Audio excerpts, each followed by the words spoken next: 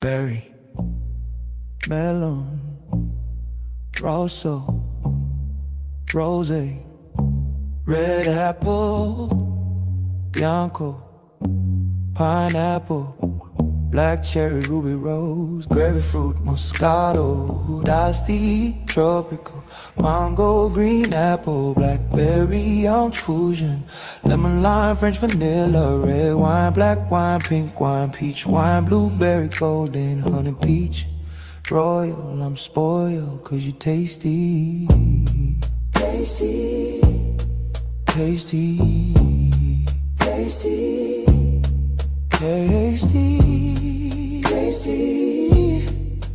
Oh. The candles are burning, the music is low. You're fine as wine and your body close. You sway to the melody, your poetry in motion. I'm caught in a spell and you got the potion. And I'll pull you closer so I can embrace you. The smell of your clavicle makes me wanna taste you. You're the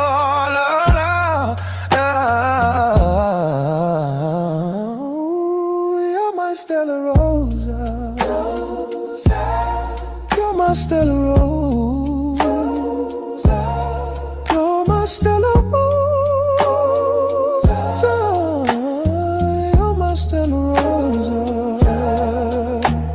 Our bodies are touching. I put my hands on your waist. This passion is burning as I invade your space. You slow grind up on me while I'm tracing your spine. I'm caressing your curves, girl, with nasty thoughts on my mind. I'm kissing on your shoulders, removing your gown. You roll your neck like you're stretching as I begin to go down.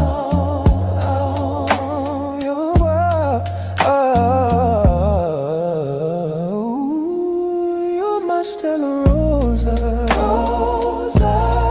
You're my Stella Rosa. You're my Stella Rosa. You're my Stella Rosa.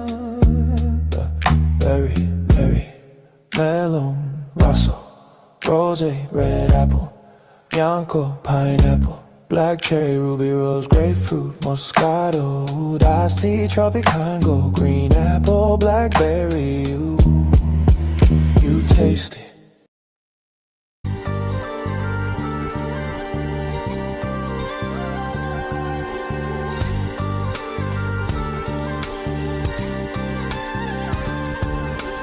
Shorty looking mad fly, had me captivated when she walked by.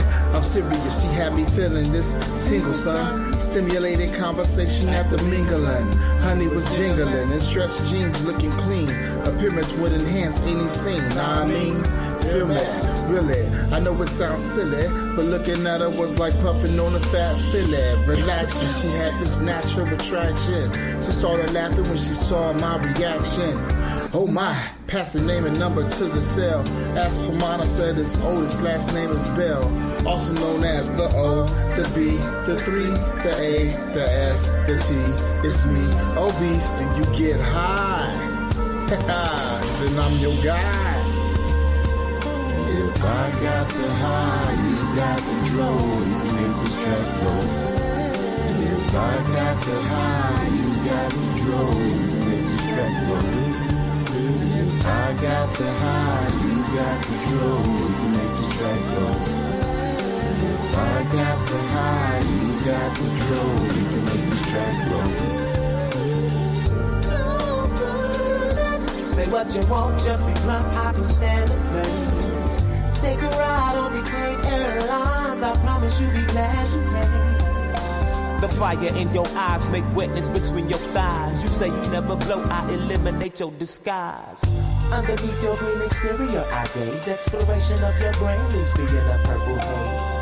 I see consent as my morals continue living. I just like to engage in a little oral tradition. So pardon my unorthodox approach to blazing luscious. That's just the way I roll. Lick the split before I stuff it. You like it hot, I got enough smoke to choke the average throat. But tonight I'm trying to go a little deeper. Loving the feel of your lips, Taking drags off this gas, just puff and never pass. I'm your high value reefer. I got the high, you got the control. Make this track blow. If I got the high, you got control. Make this track blow. If I got the high, you got control. Make this track blow. If I got the high, you got control. We can make this track blow. I'm chilling in my room on this night. I got something tied up in the shower. Am I right? A friend in the negligee smiling as she rolling up. Every once in a while looking up, saying, girl, hurry up.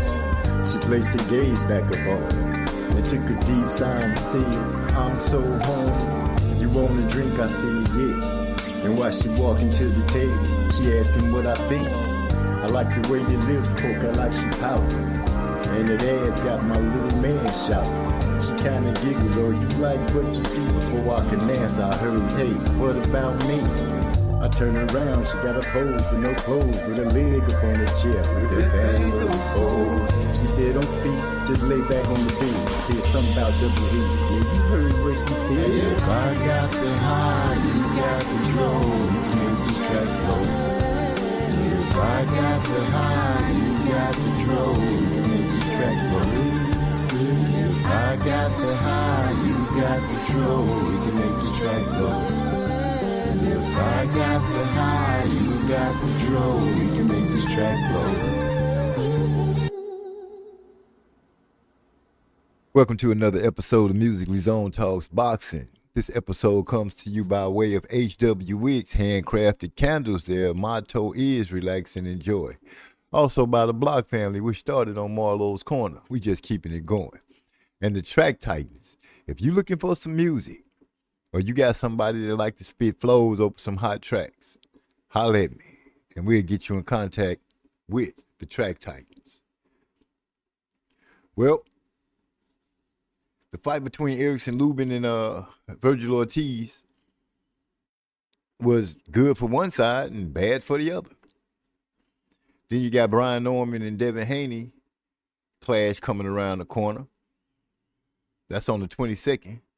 I guess we'll finally see if Devin corrected the errors that he has in his game.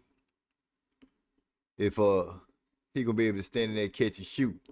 Big bro, the first one in the building. What's up? Salute to my favorite producer of all time, Maestro, Big E, Manny Draper, and Texas Timbo.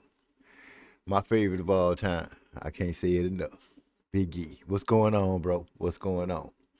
Well, we're getting started a little late behind the 8 ball, but you know, that's how it goes sometimes.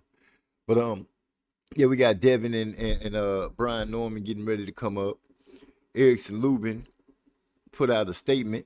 He said, Saturday night I was a prisoner of my own bad habits, but it's just a lesson, and I have to learn from it. Turn shit around.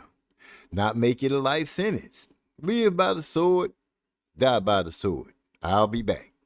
I'll be better next time at middleweight. Well, that's what he had to say after the lackluster performance that he put on against Virgil Ortiz. Just find it hard to understand. A man with such reach, you got the reach over this man and everything, and you just didn't keep him at the end of your punches. Now, I know a couple of days ago, somebody told me that they felt like Erickson was shell-shocked, or what have you, because of the 2 losses. The first round knockout that he received from Charlo, and then the disfigurement of his face going up against Fundora, which I found out happened to be they said it was a hairline fracture on his nose. That's what disfigured his face in such a bad way. But either way, I will say the man he showed hard in those 2 fights. Well, the first round knockout, you can't really say he showed anything. It just was a stroke of luck or a stroke of bad luck. They got caught with a punch that put him to sleep right out the gate. But you would think that, you know, he's still young. He still got enough time to turn it around. But how will fans follow him now? What would they say about it? How would they, you know how the fans are. They can be real fickle. But people had to be excited to see the fact that, one, Boots was at the fight. Two, Boots stepped into the ring. That's right.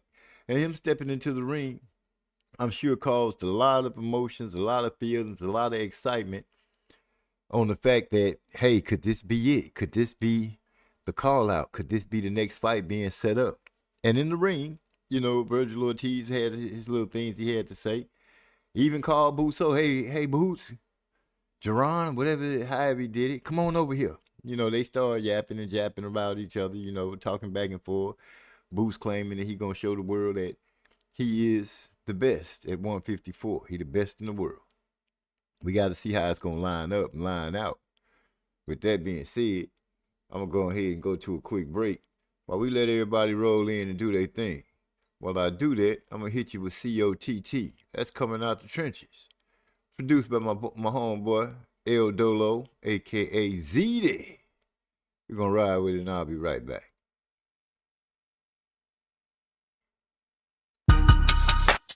Coming out the trenches. Read it! Dolo, Big Pen. El Dolo on the beat. That's somebody. Yeah. Hopping out the 2-4. C7 Wheezy. This shit really hard. I just make it look easy. My game slow fishing. Float like a butterfly. Stretch like inches. I hear a lot of talk, but ain't too many from the trenches. Hard step hard, lost 60, now he swole up. Them hoes used to pass me by, now they like, hold up. Truck black wax, look like a bag of fruit oil. Texas edition leather, remember you a 2-star. Shit, I got 2 cars that I ain't even drove yet. We might use one, come through and spray your whole set. No bet, so be taking on the way out. I'ma win either way, so I'ma let it play out. Don't bring them K's out, let them hoes blaze out. If you really real, go and close them niggas' days out. You can't sit back and let it linger. Cause if you do my ninja, they gon' snatch you like a zinger.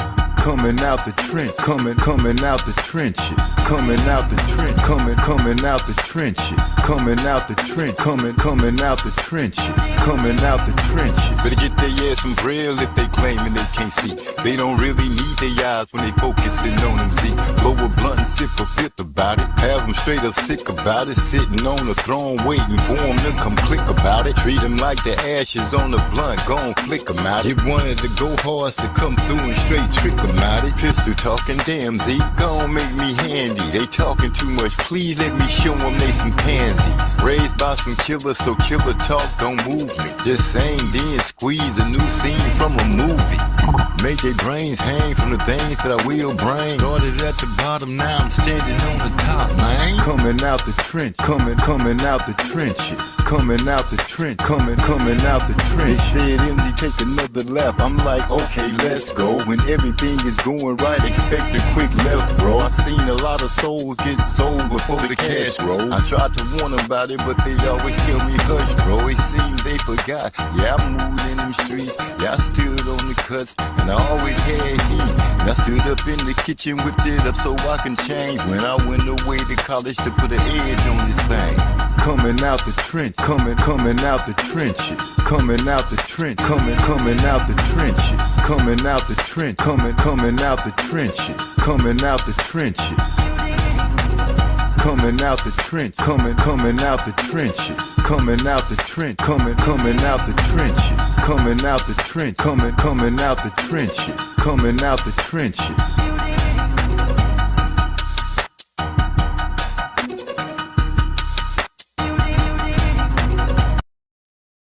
We standing up and making some noise up in here tonight. That's right. So, Virgil Ortiz dispatched of Erickson and Hammer Lubin in good fashion.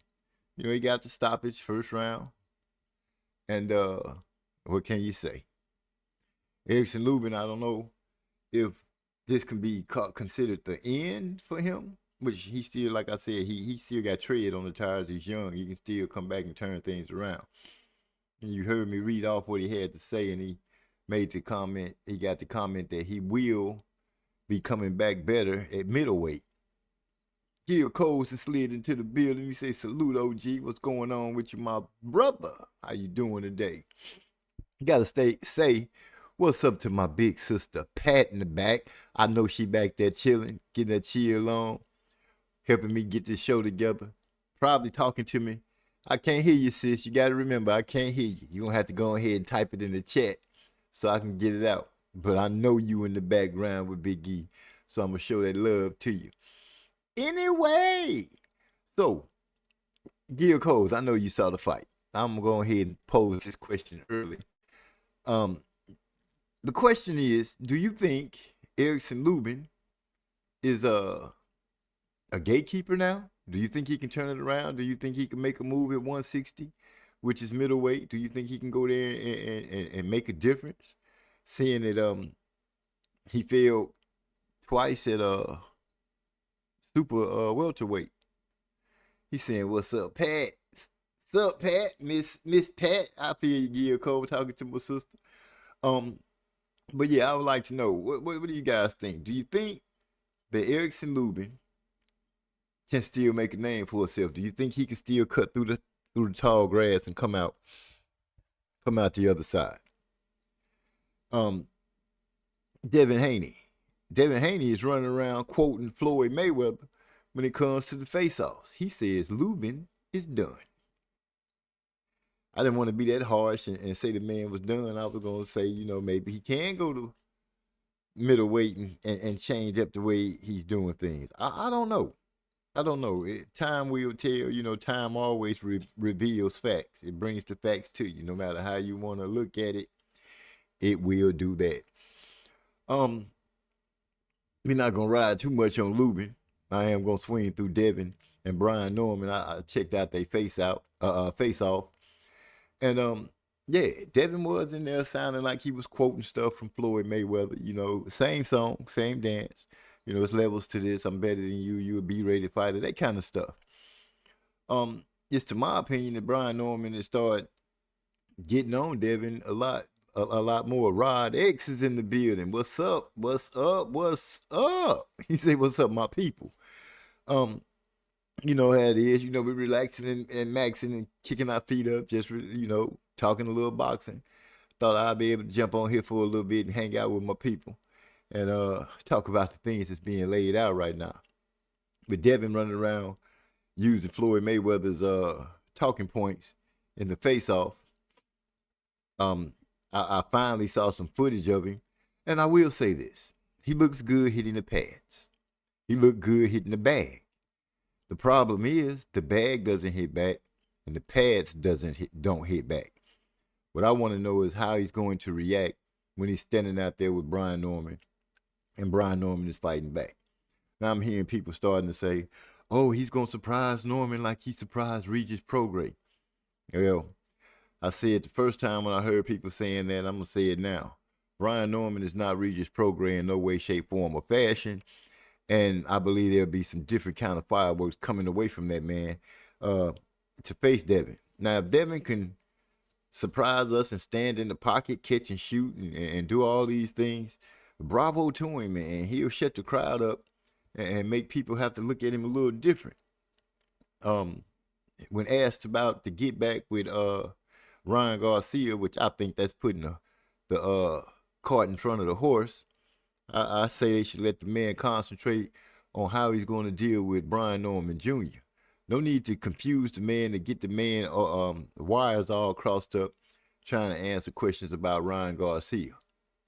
I don't see that. I think he needs to be straight focusing on Brian Norman Jr. Even though he said he wants to get back and that fight has to happen, you can't build anything until he gets past the first situation that he has laid out in front of him. I'm still in belief that Devin is going to get beat, and I think Devin could get stopped. I had no problem with being wrong, and if I am wrong, please let him show me.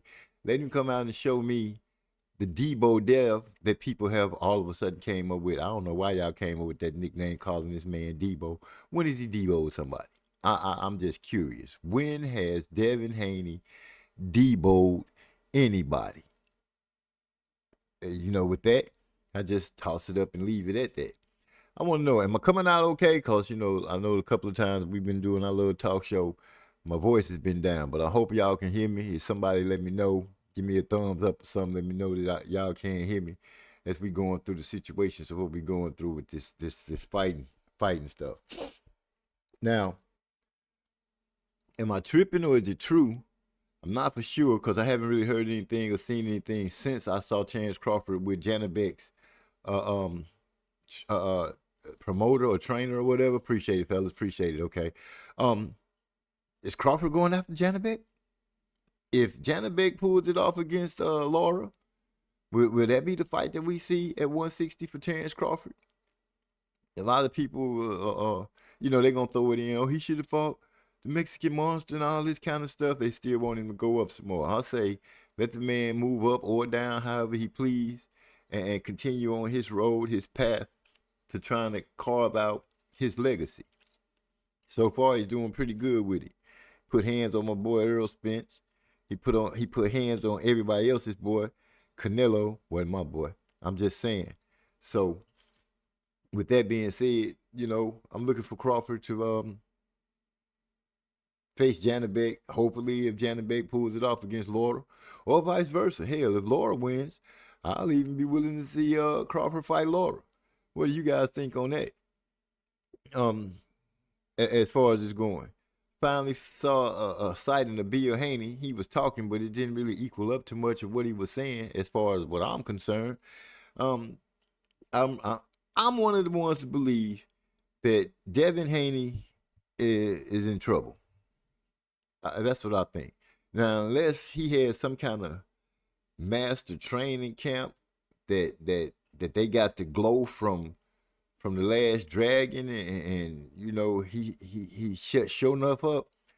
I don't know if he gonna be able to go out there and do the same thing with Brian Norman. Now, like I said, I've only saw a little bit of footage of him, and that was him hitting the pads and him working on the bag. And in those two exercises, like I said, he looked good.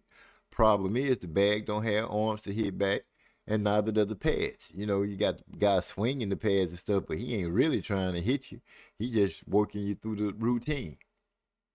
The routine won't be quite the same facing Brian Norman. Now, I'm hearing people say Brian Norman is too slow a foot. He's not. His hand speed isn't there. People are degrading the man's defense. And I'm like, the dude is, in my opinion, defensively sound enough to be able to handle his business with Devin. He's quite capable of moving his feet and cutting the ring off. He's also quite capable of countering and letting his hands go. Gil Cole said Devin called Norman a bum. Hope he keep that same energy. Well, the last time he called somebody a bum, it didn't quite work out that well for him. He went out there and got cooked against Ryan Garcia. Now I know people gonna say, I've said it, he had the Osterine in the system, and I tried to give him a little bit. They say it was just a little bit, so it didn't make a difference. I'm like, he could have gave Ryan that half a second on speed that Devin would have been able to counteract if he wasn't on Osterine. I have no idea. What I do know is that I did see the fight unfold in front of my eyes. I did see Devin have the heart to keep getting up and things like that. Now I have touched on the thing that I felt like Devin was poking the bear, him and his dad, when they kept trying to put Brian Norman in a situation as if he was a cheater, or if he had been cheating, or if he was on something. Y'all know what he was doing when a young man that went on vacation. They was steady going on podcasts and everything, saying why he hadn't signed up, blah, blah, blah, blah, blah, blah, blah, blah. Y'all know what I'm saying. Straight up. Well, to me, this is one of those times that if you've ever had to show what you got, this is the time to show it. This right here is like a Super Bowl, a Game 7, World Series, basketball, fourth quarter with 4 yards to go for a first down in order to keep your hopes alive, in order to get down to the end zone. These are the situations that I believe Devin Haney is in, or they equal up to that. Will he be able to get through Brian Stormin' Norman Jr.? And I know that's not his name. I'm just saying it sounded pretty good when I said it. Stormin' Norman Jr. Will he be able to handle this? Norman seems to be, one, a little peeved, ticked off, upset, at the things and the way Devin and his dad has been handling stuff. Devin's dad has come out and had his few choice words to say against the Haneys as well. They only got until the 22nd, which is right around the corner. Heck, it's in 11 days, as a matter of fact. Where will you be when the great Debo Devin Haney steps in the ring against Brian Norman Jr.? Will he really be able to solidify this new persona of him being Debo? I doubt it. But it's not up to me to make the call. I just give you my opinion, and I doubt that Devin is Debo. Or maybe he's the Debo that Ice Cube met at the end of the movie, and not the one that was running around throughout the movie. Now, if he's the Debo at the end of the movie, I can see that kind of fitting. But, as I said once before, I'm not going to just say the man don't stand a chance at all, but it is slim next to none, in my opinion. Well, once again, if he hasn't tightened up his defense, if he hasn't tightened up the things that he needs to, it's going to be a problem for him. And I hear some people say he's going to use lateral movement. Yeah, he's going to use lateral movement. I'm pretty sure of that. He's going to use lateral movement and forward movement and backwards movement. And if things get real hot, he might pull that Schwinn out and start riding from corner to corner in the ring. Brian Norman Jr.'s job is this and only this. His job is to make sure Devin Haney cannot, one, get out there and just dance around the ring for 36 minutes. He's got to find a way to force this man to engage so he can put hands on him and shut things down. That's how I'm looking at it. That's what I'm expecting to see. I'm expecting to see the work that Brian Norman has put in. Excuse me, had to take a sweet. I'm looking to see if Norman has put in the work to cut off the ring. What his body attack gonna look like? I've seen it looks like he's been working on a power jab, which could cause Devin some problems. Jab with the jabber. Now, whose jab is going to turn out to be the best is yet to be seen by that. Is Devin going to be hesitant in engaging with this man? Is it going to be we're looking at a fight where one fighter is looking like he's here to fight and one fighter looking like he's a little nervous to fight? All these questions will be answered on the 22nd. Devin, you don't have a choice but to come out and try to shine and try to reestablish your name as one of the so-called four kings of this young era. If you can't do that, I've said it before, I'm going to say it again, your stardom, that star spot that you're looking for, that you're looking to hold, that you covet so much, I think it's being slowly stripped away. Slowly stripped away. The antics and the talking points that you and your dad have used, these are the times that it's going to have to be put out there in a show of force. When you step in the ring with Brian Norman on the 22nd of November, you're going to have to step out there with a show of force from the opening bell to either you stop him or the closing bell where you put on a boxing clinic. That's the only way I see Devin Haney winning the fight. That's the only way. You know, you say that you feel like Brian Norman is the best at 147 pounds. He's the best in the division, but yet you let the words come out your mouth that he's a bum. Your level's above him. You should get some different talking points because those didn't age well for you at all when you faced Ryan Garcia. But I ain't gonna keep putting Ryan Garcia on your back because I'm sure you've lived enough and dealt with enough struggle and heartache, enough fan ridicule and things like that for how things broke down with you and old Ryan Garcia. You know, you sued to get your L back and get your L taken away and all that stuff. If Brian Norman beats Devin Haney, I don't want to hear nothing about people saying the man's dirty. He joined he joined the line of testing too late and all this kind of stuff. I'm not willing to listen to none of that because this is the time that y'all supposedly have learned your lessons. You're looking extra hard, making sure that everybody's clean and everybody join the program on time. So now it's time for you to handle your business. And I'm going to leave it at that. Y'all put it in the chat how y'all feel about it. But I do not see Devin Haney beating Brian Norman Jr. If anybody feels that way, please show me that you believe that and put it in the chat for me. Now, I'm going to turn the corner in a second, and we're going to go ahead and get to the situation that is at hand. Erickson Lubin took a beat down. Just took it. Just straight up took it. You got the longer arms. So, you know you got heart. You go out there and you don't show it. You don't even attempt to jab and keep Virgil busy. You didn't attempt to give him anything to keep him off of you. You just went out there, languished on the ropes, took yourself back to the ropes, got caught with some pretty nice shots. I don't know if he was out on his feet.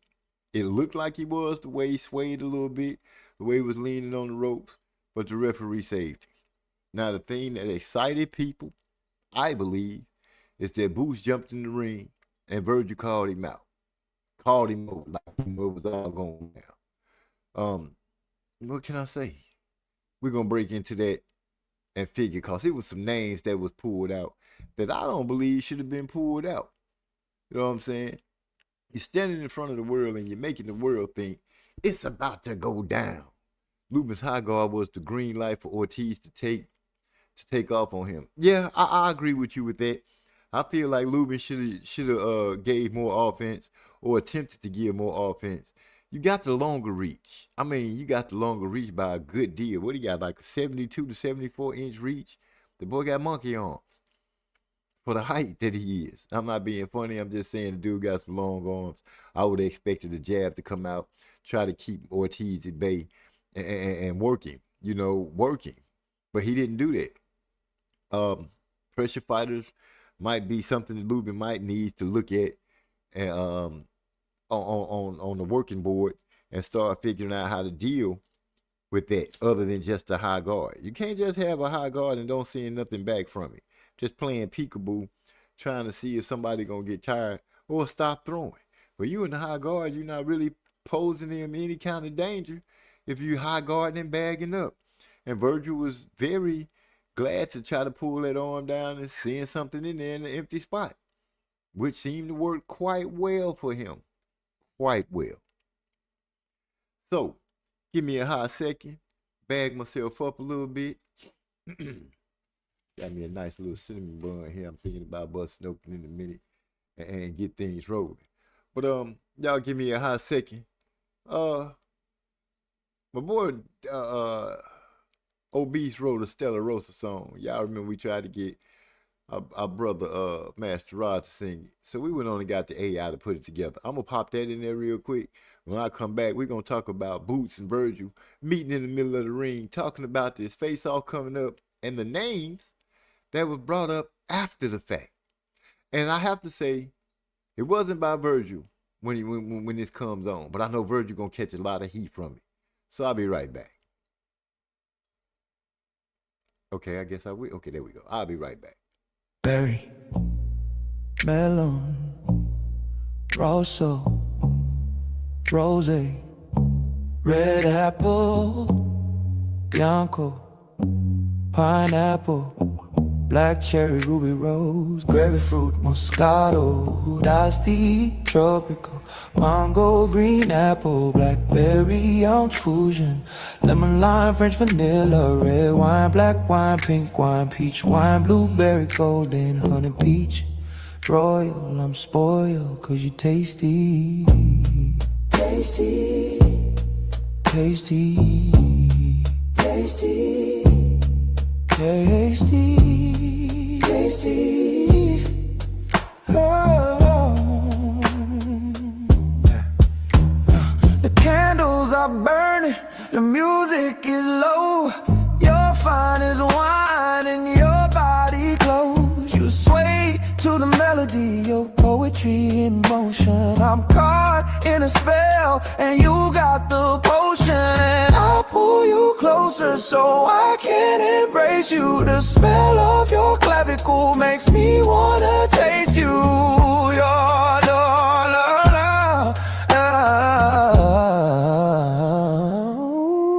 you're my Stella Rosa. You're my Stella Rosa. You're my Stella Rosa. You're my Stella Rosa.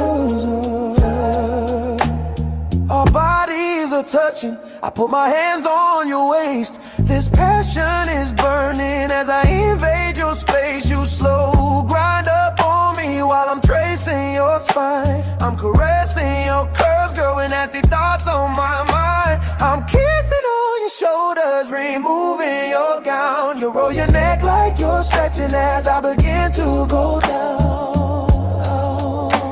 You're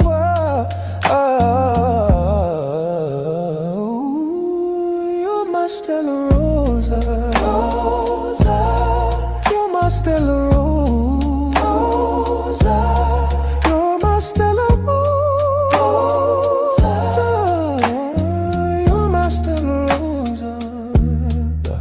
Berry, melon, Russell, rose, red apple, Yanko, pineapple, black cherry, ruby rose, grapefruit, moscato, iced tea, tropicango, green apple, blackberry. You taste it. Tasty. Okay, sis, I see she said she loved that version. Okay. Rod X is bringing it to attention. He said Bill Haney gave Dev that name. He said Dev is snatching everyone's jewelry with your belts. How do I attack that? Well, one, whose belt did he really snatch? Well, let's go over his wins. The ones that supposedly had supposedly moved him up. The win against Lomachenko. A lot of people feel like Devin lost that fight.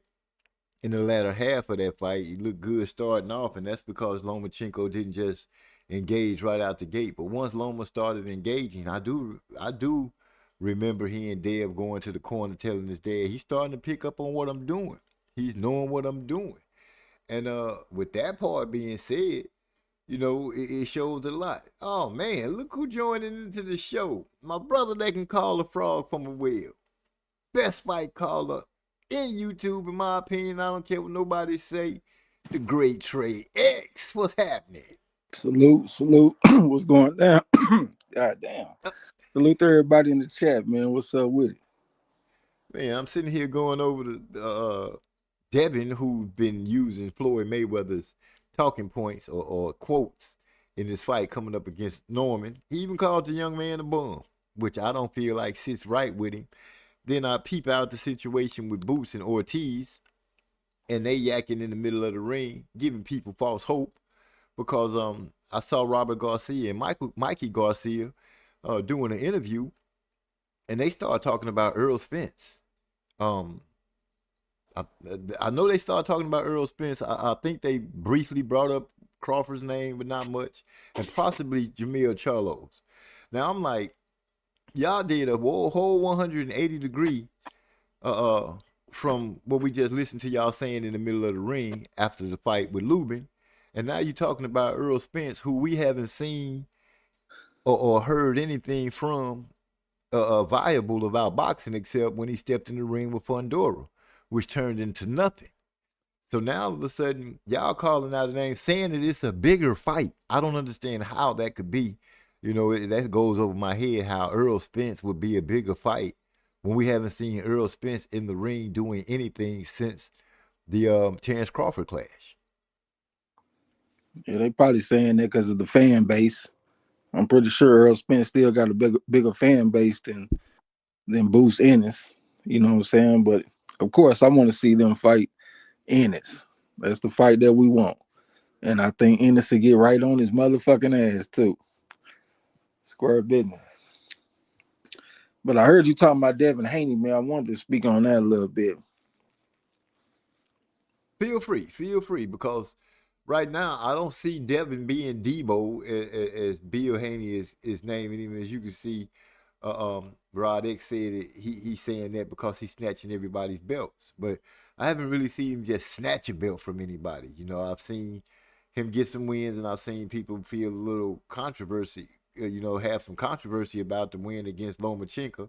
Okay, he dispatched with what's his name from down under, pretty easy. Cambosis. Cambosis. Yeah, he dispatched the Cambosis pretty easy. Yeah, he got through Regis with no problem. But I haven't been, in my opinion, served enough of Devin Haney on a scale to say this dude is a bad dude. I'm just not seeing that. Well, I definitely do think he a bad dude overall. I mean, I've been seeing him whoop ass in the gym since he was like 14, 15 years old. So he is a special fighter, you know what I'm saying? But he on the top level now. I was saying that Brian Norman Jr. was going to win the fight. But after I got to talking to Yasser, I think I done changed my pick. Number one, I'm a little bit nervous for Brian Norman Jr. because I got Georgia going against California. California is a boxing hotbed. They fighting like a motherfucker out there. We used to have the Black Murderers Row and a lot of fighter station out there. They got a great history in boxing. And I can't say the same thing about Georgia. Georgia is more like a football state. That's what they're known for. So I got Georgia going against California. That make me a little nervous. And then at the same time, this is the main thing. They fighting in Riyadh, Saudi Arabia. Devin is a Muslim. And I done already seen Muslims get preferential treatment out there in Saudi Arabia. Like, we could look at the first fight with Beterbiev when he had fought against Bivol. A lot of people thought Bivol won that fight, but they gave the fight to Beterbiev. If we look at Hamza Saras when he had fought against Carlos Adames, I thought that was a clear win for Adames, but they ruled it a draw. They didn't want to put a loss on their Muslim brother. And I know how Devin get down. Alhamdulillah, he go off in there with all that. I think he could get 2 or 3 rounds before the fight even starts. So I think I'm going to change my pick to Devin just based on the politics. I know, like, everything that's going on in the ring, it probably would favor Brian Norman Jr., but it seems like they are willing to give a win to their Muslim brother by hook or by crook. So I think I'm going to go ahead and change my pick to Devin Haney. Oh, wow. That's news. And I hear you. But for me, I just don't have the confidence in Devin protecting himself well enough throughout the fight. Now, if he get on his bicycle, that's one thing. But I do believe that the Norman Jr. per se, has been working on footwork to be able to cut the ring off. I think Devin is gonna be tested to the point that if he gets dropped, and he get dropped more than once, it's gonna be hard to get him a fight. And I think as long as Brian can bring pressure to him, because I'm not really convinced that Devin can deal with a pressure fighter that's bringing it to him, that's catching his punches, that's being on point. Now, I'm not saying that Brian is some super slick fighter, but I think he has enough to derail Devin and his plans to become a champion at 147 in the first take. Yeah, another thing about Brian Norman Jr., like, I do like him as a fighter. He done grew on me. I was kind of down on him for a while, especially because of that Boca Chica fight. But I still can't get that completely out of my mind because he do got some holes in his defense that you can catch him. He got dropped, I think, twice against Boca Chica. I think they ruled that fight a no contest.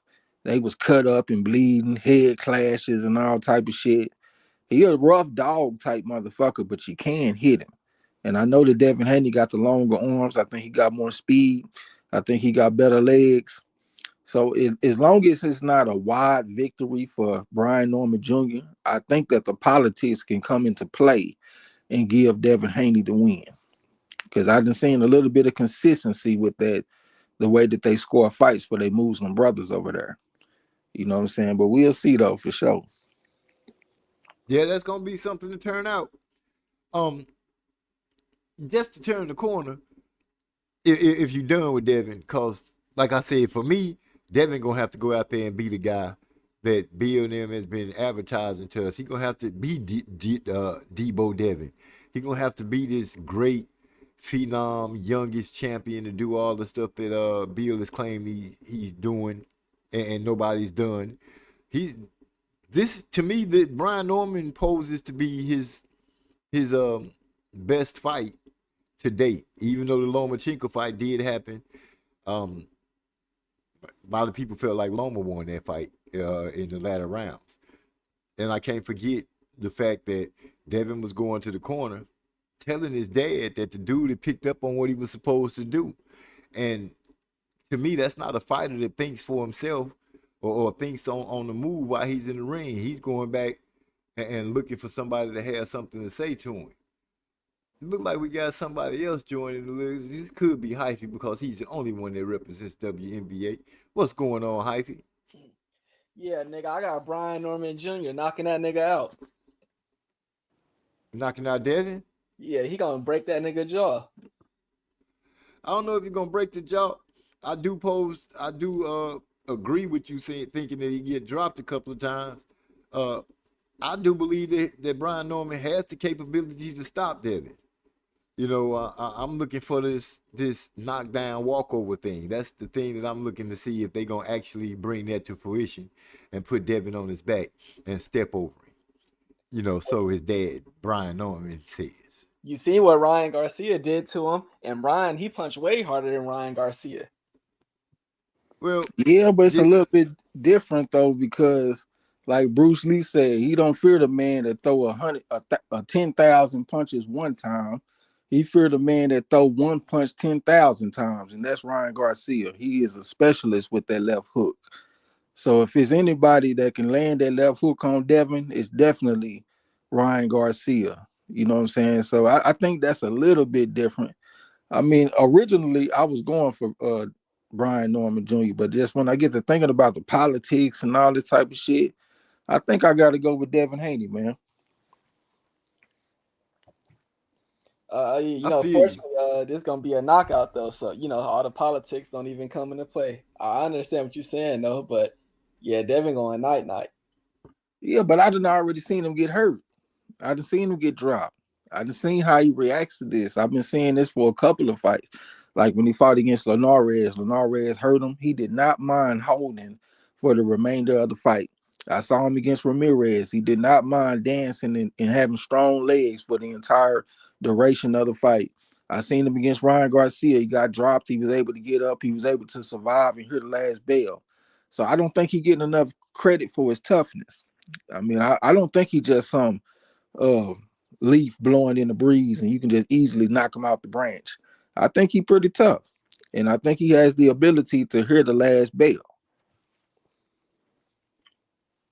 Hey, what you want to play your clip real quick, MZ, or what? I was bringing it up because it had been noticed. I was speaking on him using somebody else's words that he is Devin. So this is what he had. This is what he was saying in their face off. You violate, I'm gonna have to demonstrate. You violate, I'm gonna demonstrate. Well, stop trying to let flow, but you trying to steal quotes and stuff. You trying to steal quotes, brother. You violate, I'm gonna demonstrate. I want y'all to play them tapes back. You already know what I said. You violate and I demonstrate. You trying to steal Floyd whole flow. Real quick, brother. You can't sit here and try to take everything that man did and just run it. Run your own play, brother. You know what I'm saying? Sit here and you on my so you hard. Floyd, you really a fan. You really a fan. I'm not on no nigga. Now, with that quick little state right there, Devin went straight to get off my, you know what I'm saying? You got, to me, he got locked off in what he was talking about, and Brian called him on it. He called him on it quick. There's nothing in me that think that Devin is gonna pull this off. I'm gonna go ahead and stick with my guns and say I truly believe that this fight is gonna go Brian Norman's way. One thing I will say though, if it's anybody that kind of, I don't know if has the right is a good way to put it, but if it's anybody that I feel like has some credibility with copying Floyd, it would probably be Devin. Like if I compare him to Adrian Broner didn't know no Devin growing up. I mean, not no Devin, but Mayweather growing up. He ain't know shit about that dude. Motherfucker from Ohio. He watched him on TV, but he ain't know him. This motherfucker Devin Haney been knowing this guy since he was like 8-9 years old. They got pictures together and shit. He done been around this man. He done trained in his gym. He done trained with his father. So like I normally would hold that against a motherfucker, but I think this is the time where I really don't hold him against him too much because he done been around Floyd so much. It's some true real shit that's going on. He done been around this dude for what? Over damn near 2 decades. So if he done picked up on some shit, man, I can't really hold it against him too much. Like other fighters, that when they imitate fighters and shit, I hold it against them a lot because they don't even know these guys. But he really know this man. Been around him since a kid, trained with his father. So I look at that just a little bit different than I normally do. But I will say this though, I like Brian Norman Jr. as a fighter. I posted a video in Discord where they tried to get him to rank Devin Haney's drip. And he was like, man, he don't give a fuck about no outfits. He said, nigga, I got on a $5 t-shirt. I got on some cheap ass little pants and shit, some Air Force Ones or something like that. Nigga, that's all I need. I'm not here for all that pageantry and all that bullshit. He didn't use them exact words, but that's pretty much what he was saying. You know what I'm saying? So I like this guy as a man, as a fighter. But I'm just looking at the politics, man. If they was fighting in America, I would feel a lot more comfortable taking Brian Norman Jr. But them being in Riyadh season and after the shit that I done seen take place in Riyadh season, I just can't ignore all that shit. I feel you, but what would they be building Devin towards by helping him in this fight? Man, they like to see their Muslim brothers on top. They don't give a damn about all that other shit that you're talking about. You know what I'm saying? They like to see their Muslim brothers on top. That's what they got going on over there. And I'm missing a fight. Me and Yasser was talking about it. We came up with 3 fights. I done only named 2 fights, but there's one more fight that I can't think of right now. I can't think of the other fight. But they like to see their Muslim brothers win over there, man. They just straight like that. And I just can't ignore that shit. If it's a close fight, I think it's going to Haney. Brian Norman Jr., it's on him to go out there and win big. Haney don't have to win big. He just, in my opinion, he just got to keep it close. But Norman has to win big. So let's see if he can do it, if he can win big. Yeah, and big being, he's going to have to drop Devin a couple of times. If not, just put him to sleep. That's what I'm looking for. I wasn't really looking for it to go boxing points to the card. Yeah, another thing too for Brian to stop him. Yeah, I can't see the stoppage because I haven't seen too much toughness from Haney. I know I already seen him like what he do when he get hurt. And then another thing, Ryan Garcia 5'10", this dude Brian Norman Jr., what is he, about 5'8", 5'9" at the most? I think that's going to be a little bit more comfortable for a motherfucker like Devin Haney, a more comfortable situation.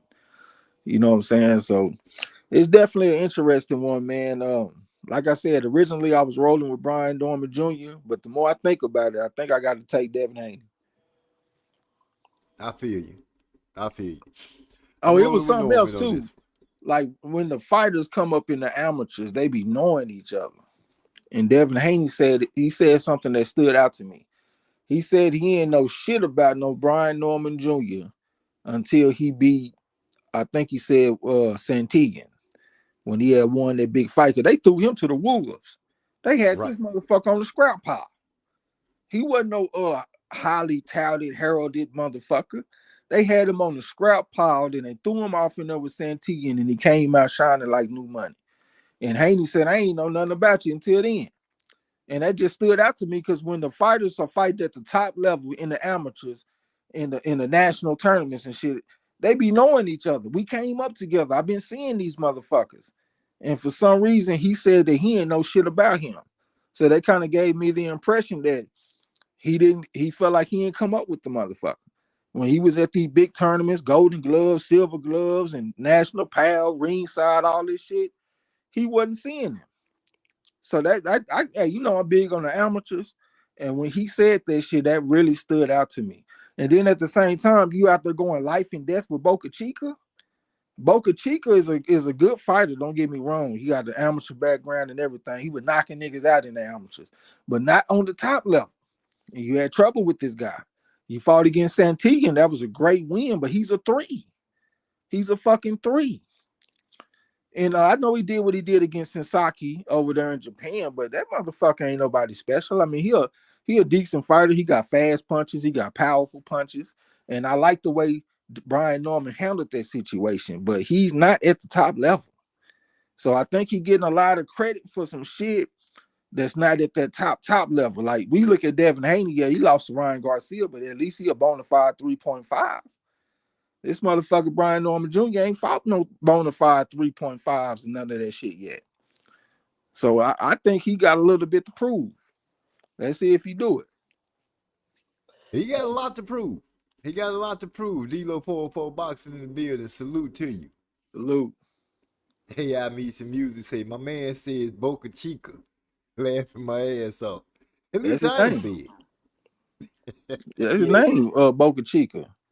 He a tough, powerful motherfucker, man. I got a lot of respect for Boca Chica. Hey, I gotta say something too before it slipped my mind, man. Me and this motherfucker Hyphy and Yasser. D-Lo popped in for a little bit. We had watched the Lubin fight when he had fought against Ortiz. Hey, man, we just gonna have to say that Coach K Karoma is the weakest coach in boxing. Weak as a motherfucker. I might just start fading him blindly. Like, I don't give a damn who in his corner. I might just start fading that motherfucker. He had Lubin out there looking like straight up trash, man. Every single time I see Coach K Karoma as the primary coach in the corner, his fighter loses. I can't think of now time the motherfucker won. At the best, it'd be a draw, like when F.A. Ajagba, when he had fought against that big motherfucker, Martin McCody. They ruled that a draw. But that motherfucker, Coach K Karoma, weak. And then after me and Hyphy was talking about this after the fight, the next day, Troy Osley dropped a video talking about how trash Coach K Karoma is. That shit was just validation for the cold conversation that we had that night, that a top-level fighter come in the door that actually worked with Coach K Karoma. He said that man is trash. Y'all fighters need to stay away from him. He ruining fighters' careers out there. You know what I'm saying? So I used to be hard on the coach from Texas, Ronnie Shields. I'm going to shift that energy to Coach K Karoma, the weakest coach in all of boxing. Yeah, I was going to ask you, I was going to bring up even worse than Ronnie Shields. Hey, I meet some music. Say, my man, he says Sandy Ryan versus Jessica McCaskill. He won, right? He won that fight. Well, shit, that's one then. One out of 100. Some shit, nigga. That's still a bad percentage. He said 1 out of 100. Hey, Ronnie Shields though, because I remember you was on Ronnie. You was like, Ronnie Shields is not a good coach at all. You was giving him the smack. So now this coach is worse. Woo. Yeah, I'm just looking at the results. These fighters be losing, bro. And you might can pull out one fight or something like that, but you ain't gonna pull out too many. That motherfucker garbage off in that corner. And when he went up, Jessica McCaskill is one thing. She ain't hardly got no amateur background or none of that shit. So if you take a 4.5 bona fide like Sandy Ryan and you go out there and beat her, okay, we'll give you props because McCaskill is tough. But what happened when she fought against Michaela Mayer? Went out there and got her ass pieced up. And then they came back in the rematch and it was even worse. I'm talking about a straight up shellacking, the ass whooping off in there, going against the old school coach that's in the corner for Michaela Mayer. Coach K Karoma ain't got it, man. And these fighters need to stay away from him because his game plans is trash. Look what he had Lubin looking like. That's what Lubin did look good. Yeah, that's what Troy Osley was saying. He said, man, hey, I got respect for Lubin, man. I hope he get back on top and do his thing and shit. You know what I'm saying? But that's the worst that I ever seen him look. And that's when he over there with Coach K Karoma. Got him laid up against the ropes and trying to rope a dope or some shit. I don't know what they was doing. It was only the second round. So you mean to tell me that you ain't got the energy to keep your back off the ropes in the second round? You have to retreat to the ropes and get pounded on against the motherfucking ropes. Got us all looking crazy out here. Mexicans back on their hot horse and shit. We had them humble because Terrence Crawford humbled Canelo. Nigga, they back.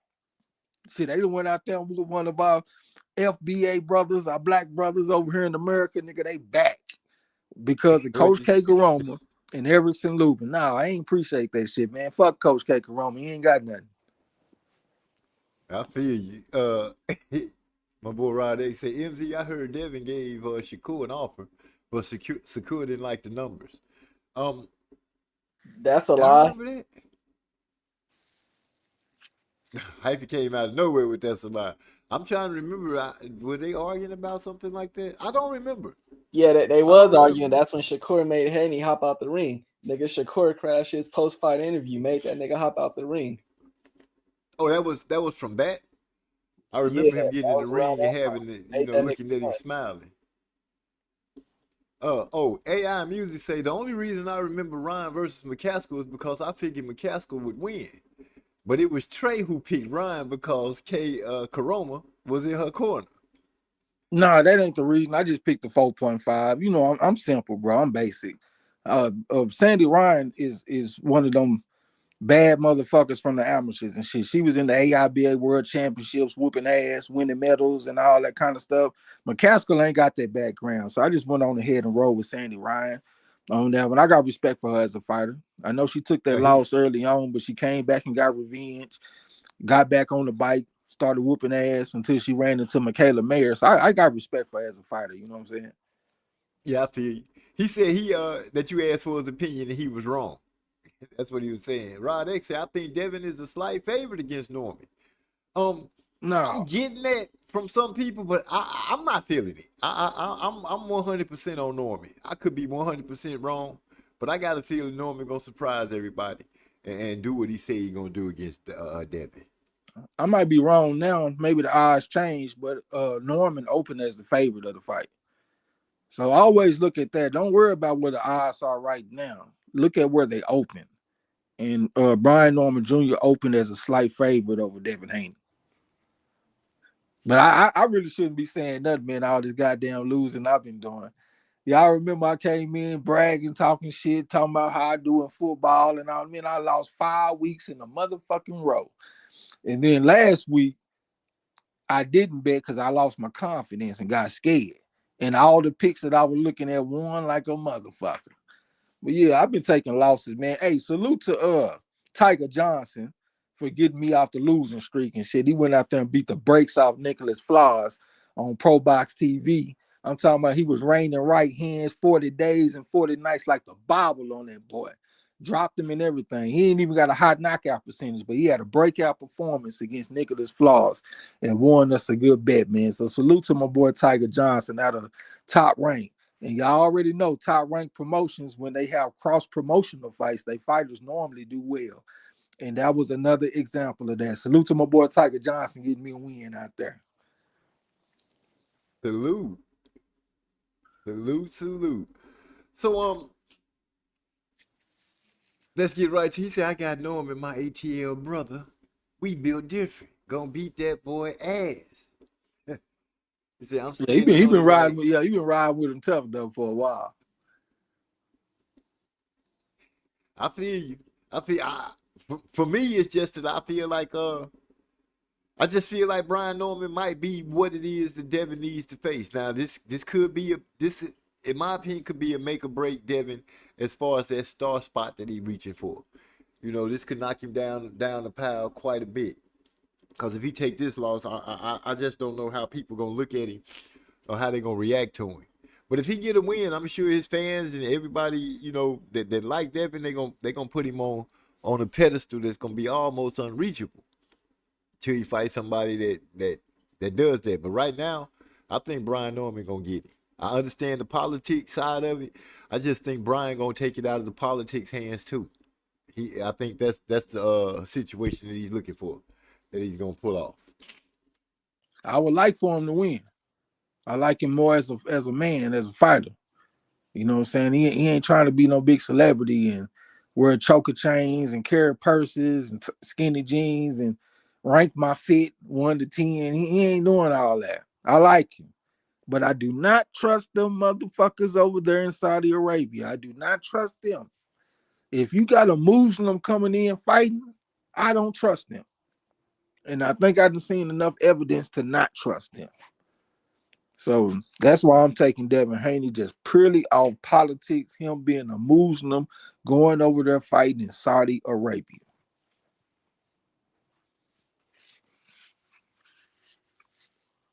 Well, since we got that out the way, Ortiz beat Lubin. Boots got in the ring. They made the hoorah hoorah. Later on, I see what's the brother's name? Mikey Garcia and what's his brother's name? I said it earlier. Robert Garcia. Robert Garcia. They were talking about the fight, and you know, I heard Mikey say, Boots and Ortiz, they want the fight. But it sounds like his team is trying to steer him in another direction. Because they brought Earl Spence's name up. Earl ain't been around since Terrence Crawford. We saw a quick flash of him with Fundora, and then that fizzled away. I don't know where Charlo's name came from or anything like that, but to me, the fight that should be made, I understand Earl might have a bigger fan base, but we ain't seen Earl do nothing. And to call Earl out for Ortiz at this minute, this moment in time, and I understand the thing about he don't take tune-ups and all that, but after the last showing for Earl Spence, a tune-up is quite warranted, especially since you've been out the ring as long as you have. I'm not understanding why they turning away from Boots. This would be, in my opinion, it would be a big fight. I think Boots would shine brighter because the lights would be brighter. The name Ortiz has a fan base. Stick him in Texas in Cowboy Stadium. I don't care about that. But I think Boots, this would be a chance for him to show his skills. I think he'd be able to handle the pressure fighter that is Ortiz much better than Lubin did. I think Boots just will bring out a better performance, and I think Virgil Ortiz will be one of the guys to do that, because at this point, Boots does kind of need a fight like Virgil Ortiz instead of going to what many would consider his the few fights that he had that he shined real bright in. Opponents that was less to their competition. What's the word I'm looking for?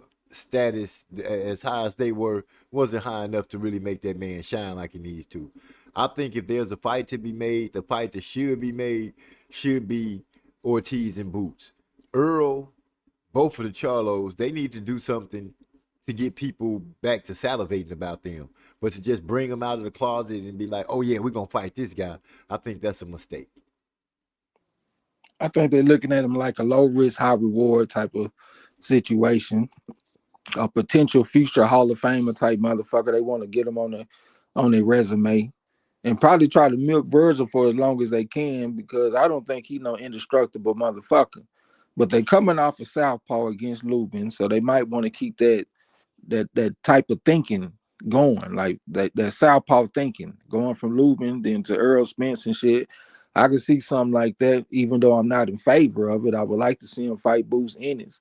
But something that stood out to me with Virgil is when he fought Boachuk. I didn't see the same Virgil Ortiz that I normally see. Virgil Ortiz normally come in like Jose Ramirez. Got the hands up good, a little bit of bob and weave, step to you behind a stiff jab, put the left hook on you, go to the body with the hook. But when he fought against Boachuk, he had respect for his power. And he went out there and looked like a totally different guy to me. So I'm thinking if he fight against Boots Ennis, if he go in there with that type of respect, like he feel like he can get hurt by this guy, we might not see the Virgil Ortiz that we've been expecting to see. We might see the Ortiz that's closer to when he fought against Boachuk. And I'm pretty sure his coaches and all that seen that too. You know what I'm saying? You ain't just no straight up killer when you get in there with somebody with power that you can respect. So they might be trying to milk that motherfucker as long as they can, then cash out on Boots or before they put him in with Boots or something like that. Get as much money, as much wins as they can, then fight Boots like he the final boss or something. But I'm a little bit worried for Virgil in that situation. Because like I said, when he fought against Boachuk, I didn't see the same guy. I saw a different fighter in that fight, even though he did get the win. But I saw a different fight. And plus, I don't know if his chin the strongest. Like when he fought against Mean Machine dropped the motherfucker in like the 6-7 round or something like that, if I'm not mistaken. He did get off the canvas and he stopped the motherfucker, so I'll give him props. If I'm not mistaken, he got dropped against Boachuk. He might have got dropped like 2 times, maybe even 3 times. I think he got dropped more than 1 time against Boachuk. So we're seeing some little signs that his chin might not be the best. And with the type of style that he has, where he want to get up in there and put some hard shots on you, want to have a good chin. And I done seen Ennis take some shots, and I ain't never seen him hurt. And I know like people might not have a lot of respect for Karen Chukajan, but he was knocking motherfuckers out and dropping people. He got a pretty good punch. And I seen him hit Ennis with some stiff shots, and Ennis took the motherfuckers. I saw him take clean left hooks from Stan Jonas, and Ennis act like he ain't even get hurt. He ain't even get hit. You know what I'm saying? So I think he a little bit more durable than Virgil Ortiz. And I won't be surprised if Robert Garcia and the team, they see this shit. So they might just be trying to just milk it for as long as they can. That's what it kind of sounded like, because they got to talking about, oh, it could marinate and it could be a much bigger fight and this and that. And me listening to him, I instantly got disappointed. I ain't gonna even lie to you. I instantly got disappointed. And I understand the points that you just made for him. You know, they probably trying to milk him out as much as possible. Earl Spence being a low risk, high reward type thing, because you're trying to get that scalp on your resume. I can understand that. And the perfect time to try to jump on him would be now. You know, bring him back against a hot fighter that just got another knockout, and see what he got. Because I'm just guessing here, spitballing. I wouldn't say that Earl is ready. You know what I'm saying? Just because I ain't seen it. You know what I'm saying? We ain't seen hide or hair of the man. You know what I'm saying? Every time I seen him, the only thing I noticed about him is his dreads is getting longer. He ain't even fought at 54 yet. Exactly. So, yeah, it'd be a good name and everything like that. But to me, that's not a fight. And I like Earl, but that's not a fight that I would be looking for to see. I remember D-Lo posted in the Discord about that potential card and shit. And I said, man, it would be more interesting if Earl Spence and Jamel Charlo had a tune-up first. Let's see him get some work in first. And D-Lo said, shit, at this point, they are the tune-ups. But then at the same time, why would Boots Ennis and Virgil Ortiz need a tune-up? These motherfuckers fresh out fights. They don't need no tune-up. They've been in the action. Yeah, so Earl and Charlo, them motherfuckers ain't even needed right now. You know what I'm saying? I can kind of understand thinking, but I would like to see them fight right now. That build the fight up and let it marinate, that shit was what, 5-6 years ago thinking. We done moved into a new era with this Turkey Al-Sheikh and all this type of shit, man. Fights are being made. Motherfuckers fighting for undisputed. I remember when I first started YouTube back in 2018, March, everyone was saying, man, all I want to see is undisputed. All I want to see is undisputed. Well, nigga, you get it now. Everybody fighting in this motherfucker for the most part. The big fights that we want to see, we seeing them. We getting them. We ain't sitting around letting fights marinate and all that type of shit. So that's antiquated thinking. That shit was 5-6 years ago, maybe even longer. Let's step into the modern era where fighters are fighting, and let's get it on. Fuck all that other shit that they talking about. I agree with you on that 100%. Yeah, I saw what D-Lo was saying that. I read it in the Discord. But it just shocked me. You know what I'm saying? Of all names to throw out, you pull out two guys that we haven't seen in, what, about 2 years? Yeah, something like that. It's been so long, I don't even want to do the math. I haven't seen them in so long. Make the motherfuckers fight each other. That's a thought. D-Lo said Mean Machine had Virgil in La La Land for a moment, but the ref ruled it wrong, and the bell saved him as well. Yeah, I remember he hurt him. He said he also posted his thoughts on Ennis versus Ortiz should be next in Discord. Yeah, I think they should be next too. Forget that other shit. Yeah, especially when y'all done got in the ring with all the pageantry. Right, that's what I'm looking at. I'm like, y'all got people salivating like this is it. This is the next fight. You know, it was a thought that when two fighters get in the ring, that's next. And less than 4 hours, less than 2 hours, y'all was back talking about fighting some names that nobody even cared to call. Nobody is calling for Earl Spence to fight anybody. Nobody's calling for Charlo to fight anybody. They kind of like were whispers in the dark. Yeah, and then I always felt like they was on the collision course anyway. They started their career about the same time.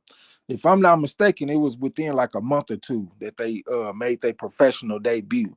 They started at 140, then they both left 140, went to 147, and now they done met up again at 154. I just always felt like they was on the collision course. So let's go ahead and strike while the iron's hot. This motherfucker Ortiz and came off a second round KO. Jerron Ennis, he came off a first round KO. I mean, what more could you ask for? You know what I'm saying? That's They right. coming off spectacular knockouts, man. Let's go ahead and get it on. Quit playing. No, they go play with us. I'll be surprised if they work it out and get things straight where they go ahead and get in the ring.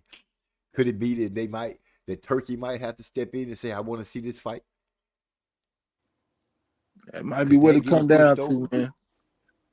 You know, money talk, bullshit walk, huh? For sure.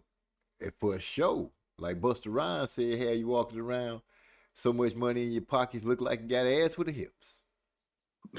Yeah. You know what I'm saying? I'm just right now, it's just I've been missing so much. But I'm excited. You know, I was excited when Virgil and Boots got into the ring. I felt a little excitement bubble up in me when I saw that. I was like, oh wow, this is a fight that I can feasibly see. This would be a fight that can get Boots cracking a little more because it'll be a name that people kind of know. He kind of got a little resume. You know, he been doing this thing like you said. He just came off of a good knockout. He been rolling pretty good. Boots has been getting his shine on. Hey, what more perfect than that? They both young enough to go ahead and make it happen. Get out there up under some bright lights, which I think Boots will shine brighter because I feel, you know, I said that the brighter the lights, I think the better he'll perform. I would just like to see how he would handle Virgil trying to be a pressure fighter. But, you know, you brought up the point that Virgil also shows that he'll respect a fighter with power. And Boots being athletic like he is, the switch hitting, I'm not too much fond of it, but it works for him. And just the way he does things, punching from different angles and stuff like that, I think it could be a problem for Virgil. Yeah, I actually got Boots beats Virgil. Yeah, I think he'll whoop his ass. The only thing that the fight will be missing is the belts. You know, they ain't like they fighting for unified championships or something like that. Maybe they want to attach that to it first before they fight. You know, they be fighting for something instead of just fighting for a scalp. They might not respect the scalps the way we do. You know what I'm saying? But I think they should go ahead and get it on, though. I mean, they're young, they in their prime, and to be honest with you, I do not trust Virgil Ortiz's health. I ain't forgot about all that bullshit that he went through as far as muscle deterioration or some shit he had going on. I don't know when that shit gonna pop back up again. So the motherfucker looking good, he looking healthy, knocking motherfuckers out. Let's get it on right now before all that other shit pop up again. Because I don't want to hear it when it's time. You know what I'm saying? Right. Right when it's time they get signed up, then you look down a couple of days later or a week or two when he's sick. Yeah, he done had to pull out the fight because his muscles deteriorating and all. No, I don't want to hear none of that. You looking good right now. You looking healthy. You're young. You in your prime. You're under 30. Both of y'all under 30. This is a super fight type fight. And I know my boy D-Lo might be shaking his head right now talking about, no, it ain't no super fight. Well, to me, it is a super fight. So let's get it on. Napoleon Armstrong that came into the building. He said, what's up, fellas? Salute to my nigga number one in the champ. Ross been whooping all kind of ass. I hope he go out there and win that motherfucker. He is getting off to the type of start that he looked like he walking through this shit. I ain't want to say nothing because I ain't want to jinx my man, but he done came up in there. I'm on this weed, feeling good. I got to go ahead and give him his props. He been kicking ass in the champ Ross. Only thing that I would prefer is that he send his picks in one row so I can copy and paste instead of having to go back and forth trying to get all his picks up in there. You know what I'm saying? But my boy been whooping ass. Top 3 finishes in the last 3 weeks. Went out there and got that hat trick that Yasa was talking about. You know what I'm saying? So keep on applying that pressure. Keep your foot on the gas on these motherfuckers and keep putting foot in their ass and go out there and get that first place finish. Go out there and get that 5. Congratulations to you, OG. Don't I know I'm going congratulate him down. yet. He don't need a congratulations, but Oh, just give him some. my bad. Yeah, give him some encouragement. Well, all I can say is, hey, go on out there, keep on doing what you're doing. I'll be back soon. Keep doing what you're doing. 7, 8, 9th round, they be ready to go. There you go, Trey Bomac. Nah, nigga, that's Floyd Mayweather Sr. when Mayweather fought against Corrales. Oh yeah, you sure right. You sure right. Yeah, come on now. He said, I'm gonna keep chugging. Do your thing, man. And going back to the point where you say they probably don't care about scalps as much. But this almost, the picture up there, Virgil versus Earl, is almost, to me, that's a scalp fight. You know what I'm saying? You going after him because you know he ain't been in the ring in a while, but you are willing to try to go after that name. Because Earl don't hold a belt at all.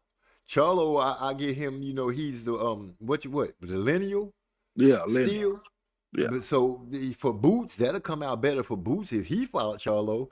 But Virgil, him fighting Earl, that's just a scalp. So I would maintain that him and Boots will bring you the same thing. Charlo is the only one that will bring you more because he's the lineal. Yeah, and Virgil got like a higher status in 154 right now because he done already fought some ranked guys. He done fought Madrimov. He done fought Boachuk, and that motherfucker Lubin was coming off some decent wins. He beat Jesus Ramos and he beat Andrew Holmes, 3.5 that was undefeated in his last fight. Before this fight against Ortiz, he had went out there and stopped Andrew Holmes. You know what I'm saying? So Ortiz been fighting some ranked guys and shit. Ennis, he hasn't. I know he fought against that guy in his last fight. He stopped him in one round. I think he was like in the top 20 or something like that. He wasn't just no major player. So if it's somebody that could benefit off of a fight against a lineal champion in Charlo, it would be Ennis. You know what I'm saying? But me personally, I just don't require all that, man. I think that Ennis versus Ortiz is a good fight in itself. And it's also like, let's say they get a win of like if Ortiz beat Boots or Boots beat Ortiz, that's a win that could potentially age well. That's another thing. Like when you be looking at fights and shit, how does the fight age? Like I was holding it against Crawford when he had fought against Indongo because the fight didn't age well. He beat the motherfucker, but he looked trash after that. And then like on the flip side, let's say Mayweather against Canelo, that fight that win aged very well. You know what I'm saying? That motherfucker went on to win undisputed at 168 and all kind of shit. I know he did some cowardly shit too. I know you over there thinking what you thinking and D-Lo thinking what he thinking. And but it still aged well overall though. So this is a fight they young. If they go out there and fight like men, whoever win, that's going to be a good win for them. And it's also a win that could potentially age well because they could go on and collect some more scalps to make your win look better. You know what I'm saying? So I just see a lot of upside in this fight, man. I know it's their job to look at everything from all angles, but from what I'm looking at, I think it's a lot of upside, man, and they need to go ahead and get it on. They both ain't coming off no layoffs. Ennis, he fought within the last month or two. Ortiz just fought a week ago. This is the perfect time. Let's strike while the iron's hot. Y'all coming off a second round KO, first round KO. Let's get it on. Yeah. Yeah, the fact that y'all both got knockouts early in the fight is something to build on. Didn't take a lot of damage, right? None. Hell, when you go out there and knock somebody out there early in the fight, did you take any damage? Exactly. Your confidence is riding high. You feeling good. The public is interested in the fight. We seeing how devastating y'all looked in your last fights, and then you get in the ring with each other and confront each other and shit. Don't play with us like that, man. Especially in this modern day that we have right now, where we getting a lot of big fights. Don't play with us, man. Let's get this fight going. For sure. He say, I knew Lubin was food, just not that early. Yeah, I didn't see that coming either. Somebody told me last week that Lubin might have been shot, the knockout against Charlo, and then the beatdown, or shall I say the disfigurement of the face against the Tower and Inferno. They told me that they felt like Lubin had lost a step, probably had lost that fire in him. I kind of thought that Lubin would do a lot better than what he did. I thought he would use his length, his arm reach for sure, by trying to keep Virgil at the end of his punches. But I didn't see that. I didn't even see him attempt to do that. I can't hold the Charlo fight against him, though, saying he shot, though. He fought Charlo when he was like 21 years old. And when you get knocked out that fast, how can you just got caught. That's how I looked at that. So I didn't hold that against him. The Fundora fight, that I probably would put more weight on that fight, but I didn't really think that even with that fight, I was like, he was still fighting, he was still game. I didn't think that he got it beat out of him. I still, I was giving him some high praise, thinking that he would go out there and make a go at it, but he didn't. He wasn't able to.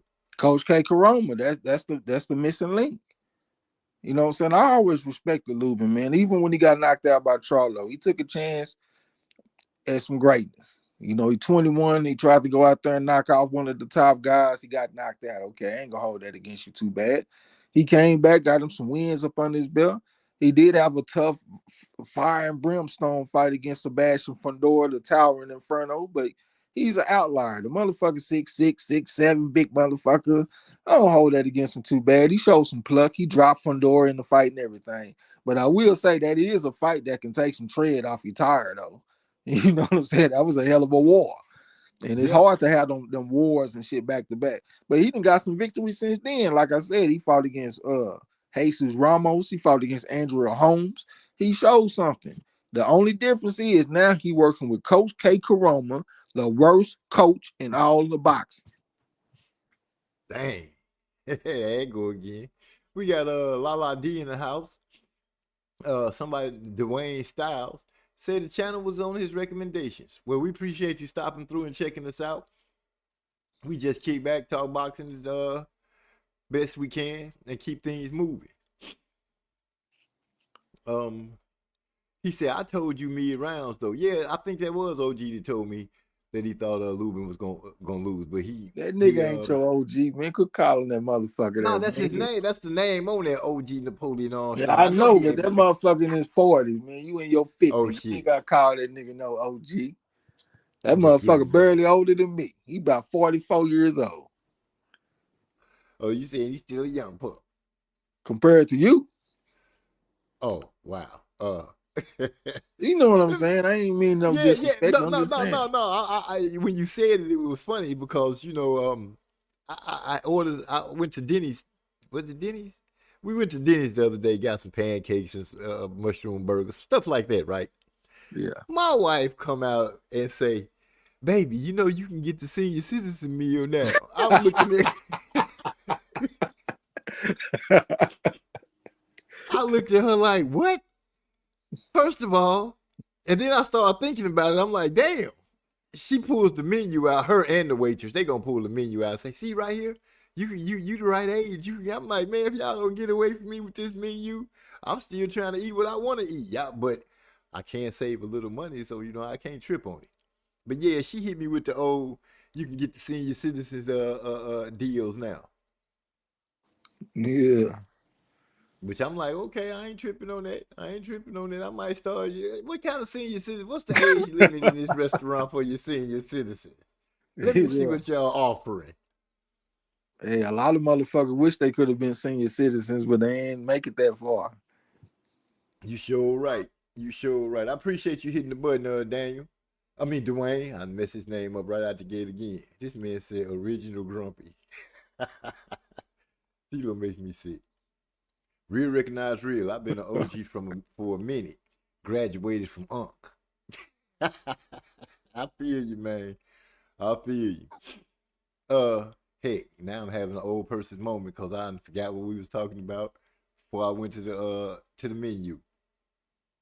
Shit, we talking about Ennis and Charlo and Spence and Virgil and all that shit.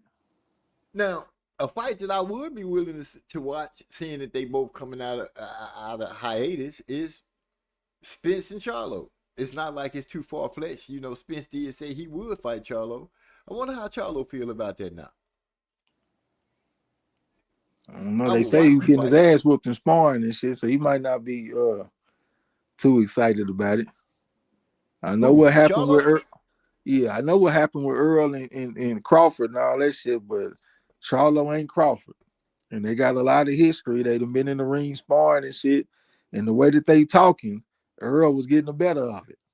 So he might not be too excited about that one because he know what time it is. Yeah, well, he could look at it and be like, well, you know, Earl, you might not be the same Earl you was when we was doing our thing, training, seeing the way Crawford dismantled you.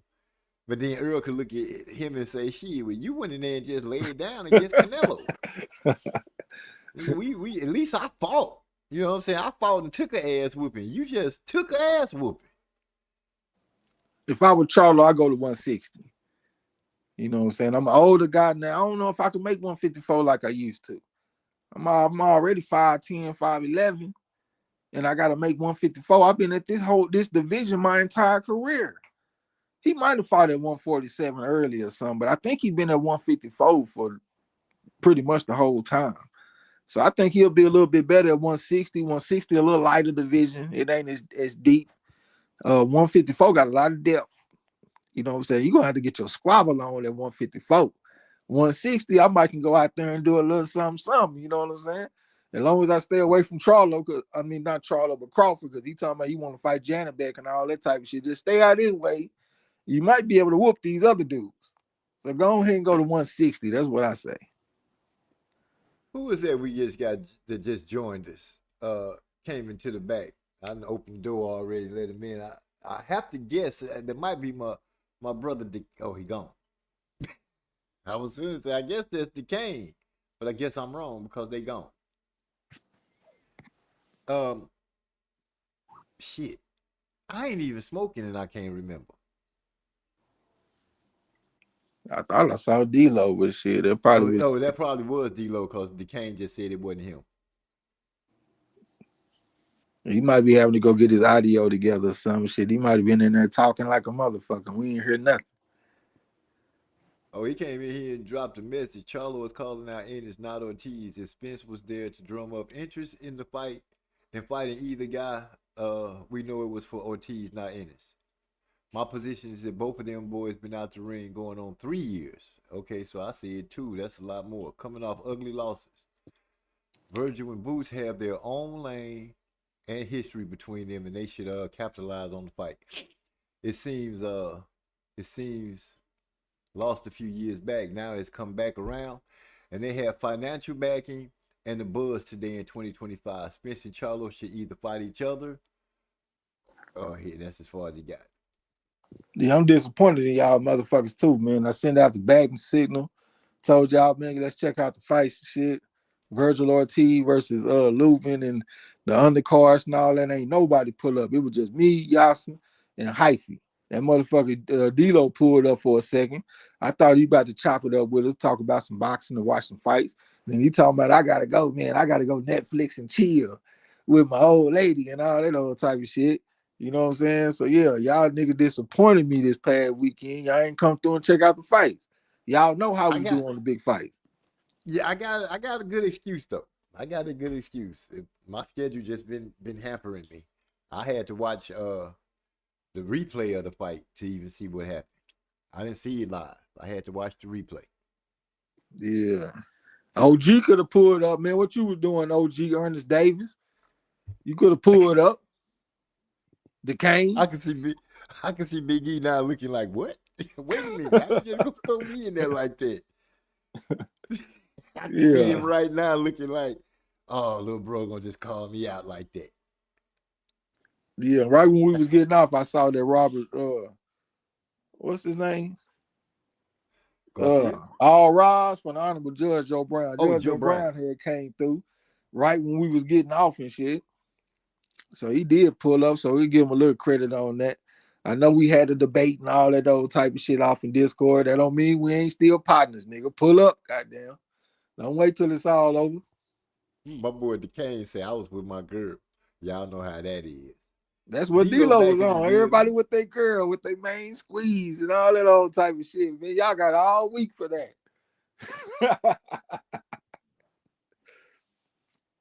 Wait, did you say they got all week for that? Y'all niggas got all week to be with your main squeeze, man. All that, you know what I'm saying? Sometimes you gotta do some squeezing when they want. You know what I'm saying? You gotta squeeze to please sometimes, and it might not be conducive to the regular schedule. So you have to go to alternate programming. I already know, man. We heterosexual on the corner. We love women on the corner, you know what I'm saying? So sometimes you're gonna have to step out and chill with your main squeeze and all that. I understand, but goddamn, man, Saturday, the fight on. Come on, man.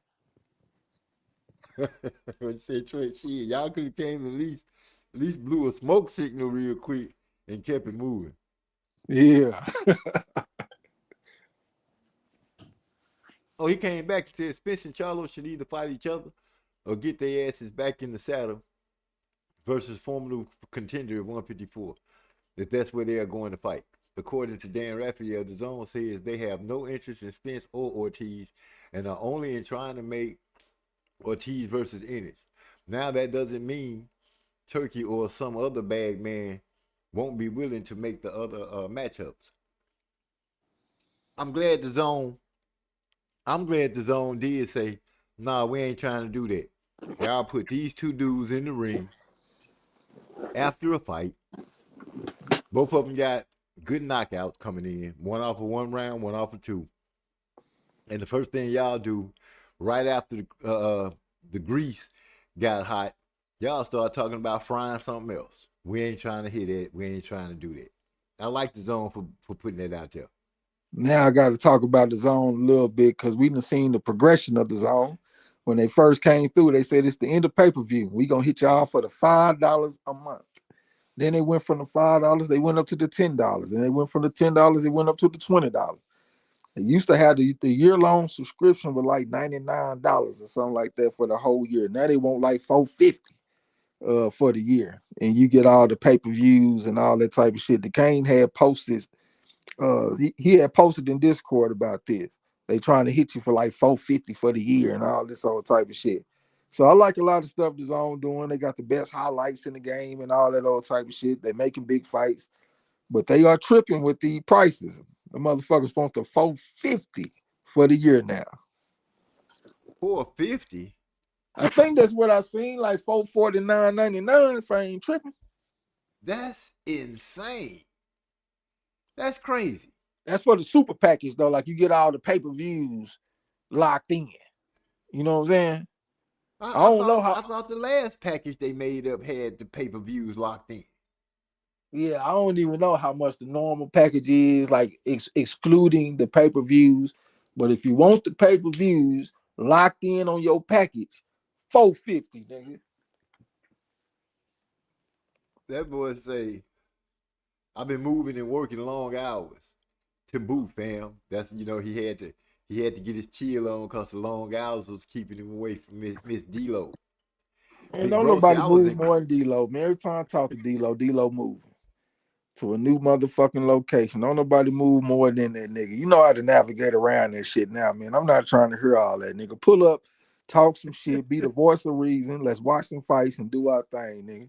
You know what I'm saying? You just trying to Netflix and chill. That's all that shit was.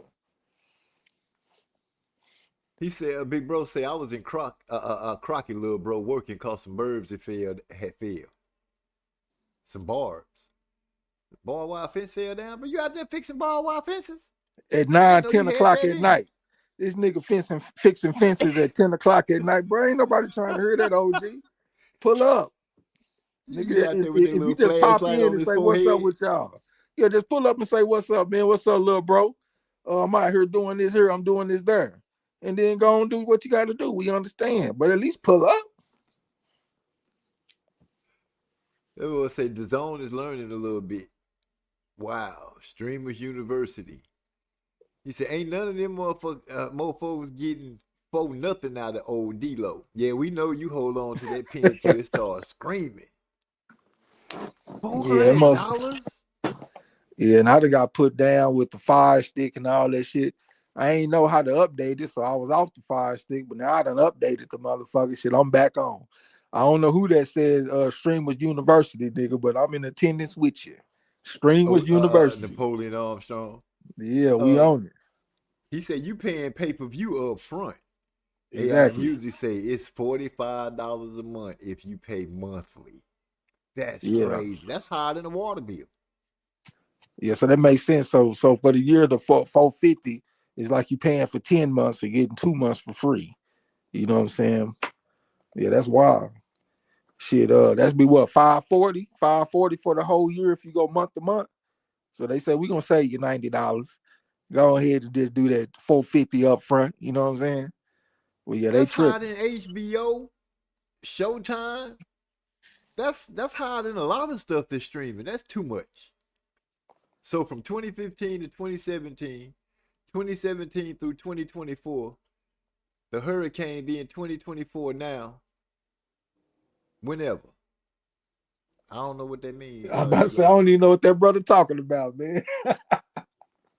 Oh, I think the moving. He had to move in 2015 to 2017, then the hurricane had him moving. He said, I hate moving. Oh, yeah. Yeah, I remember he sent me them pictures and shit. Yeah, I forgot about that hurricane and shit. All right, man, I'm gonna quit being insensitive, man. But he at least did pop in. And he talked to us for about 5-10 minutes. And then he had to go, get back on the movie and all that old type of shit. We had to clown him a little bit, though. Then you choosing the movie over the fights. And then we realized he was over there Netflixing and chilling. So we just went on ahead and let him make it. Yeah, I was going to say it would have been conducive for him to pick the movie over the fight. Yeah, ain't nothing like laying in the bed and it's cold on the other side and somebody right there. Yeah, happy wife, happy life, huh? For sure. Put a big smile on the face. You get to leave the house smiling, talking about, yeah, I've been doing all right. Yeah. So when you come home and she got that other look like, and you like, oh, shit, what's wrong? Oh, nothing. But when you hit it, oh, nothing, now you got to start going through your head. What didn't I do today? What did I miss? You know what I'm saying? You start trying to figure out everything. Who did I speak to? Where did I go? How did I come in the house and be in trouble? And I wasn't even in the house. I done woke up in trouble before. I'm like, damn, I just opened my eyes and shit wrong. Yeah. Sleep. That man said he paid $17.11 for the zone. What you on? D-Lo. That's D-Lo. No, I'm saying what D-Lo on? There you got the player price. Oh, okay, yeah. He must have got in early. He grandfathered in. Shit, nigga, I was grandfathered in too, nigga. They say I don't give a fuck about your grandfather, nigga. $20. Because I swear I was on the $5 plan. And then they went up to $10. I said, man, I thought I was grandfathered in. $10, nigga. And then they went to $20. Say, I don't give a fuck about your lineage. $20. And now they up to $45. Shit, they don't give a damn about no grandfather clause, nigga. They putting tariffs on it. They learned from Trump. Yeah. Y'all got fight tariffs to pay. Scrap business. Armstrong said maybe the monthly subs were strong enough to warrant this change. I don't know what's strong enough to warrant $45 for a streaming app. Now I understand that they say that they're gonna have all the pay-per-views in there and everything like that, but I could have swore I remember them saying that before. And now here they are rolling out something new. Oh, we got a new premium plan that's gonna give you all the fights and the interviews. That's what it is. They putting the interviews in there now. Yeah, and then at the same time, they do got a lot of the promotional companies fighting on their network and shit. It's down to like a one-stop shop almost. You know what I'm saying? So they probably feel like they got a monopoly on the game. If you want to watch fights, nigga, come through the zone. Shit, if you don't want to watch fights, nigga, don't buy the zone. But yeah, we monopolizing this shit. It seems like they trying to strong arm the motherfucker. Well, shoot, with the price hikes, it look like they ain't trying. They are. Yeah, I'm just wondering what it's gonna be in 2-3 years, man. This nigga might try to charge the hundo. They might say shit, hey, we need $1,000, nigga, if you want to pay for the year. Otherwise, nigga, pay $100 per month and pay the $1,200. If you want to save some money, nigga, give us $1K up front. Eddie Hearn. He said he was gonna put the monopoly on it. It's starting to come around for him. Sitting at the house, smiling, talking about he got the Americans on their knees. Yeah. I got Golden Boy. What's Top Rank at? And then they ain't paying them prices over there in the UK. You know, they probably paying 15 quid or some shit. You know what I'm saying? 15 British pounds or something. They hitting us Americans. So he probably is over there talking about, yeah, I'm taking the piss out the Yanks. Making them motherfuckers pay $45 a month. We pay a third of that over here. We make them motherfuckers pay the $45. Like that wall that like the wall that Trump said he was gonna build and Mexico was gonna pay for it. Yeah. We're gonna build up a nice boxing program. We're gonna give it to our people for pennies on the dollar and have everybody else pay. Difference is Mexico say shit, we ain't paying for shit. Nigga over here, we paying. Like a mug. He said, I have no problem gracefully bowing out. These apps ain't finna have me broke, begging and borrowing. That's from D-Lo. Yeah. You make your phone call saying, say, man, want to help me get the fight?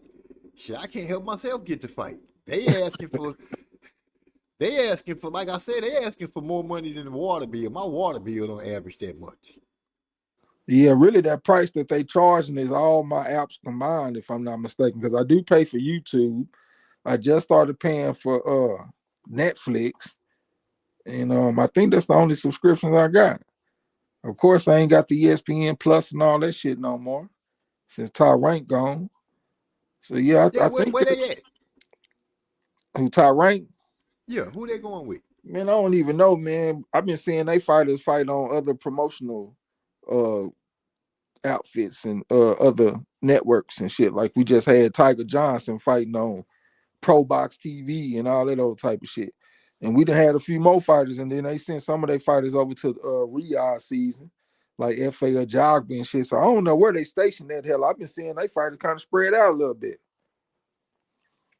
It might work out better for them to have them fighting all over the place. At least their name is spread out as well. You know, top ranked fighter on Riyadh, top ranked fighter on what you just said, YouTube, Pro Box. They move them around like that. You know that could play good for them. But I'm trying to wonder out when they're gonna get them a home where they can start dropping off on their own. Shit, I'm over here hoping them motherfuckers get on Netflix, nigga, so I ain't gotta buy nothing else. Y'all motherfuckers come on to Netflix, man. For real. I don't want to buy nothing else.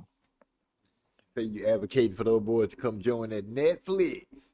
That way I have been watching a little fights. bit though. Yeah, I've been watching a little bit though. I've been watching some movies and shit on there. I seen that Ice Cube son with 50 Cent and all the motherfucking robbing banks and all that shit.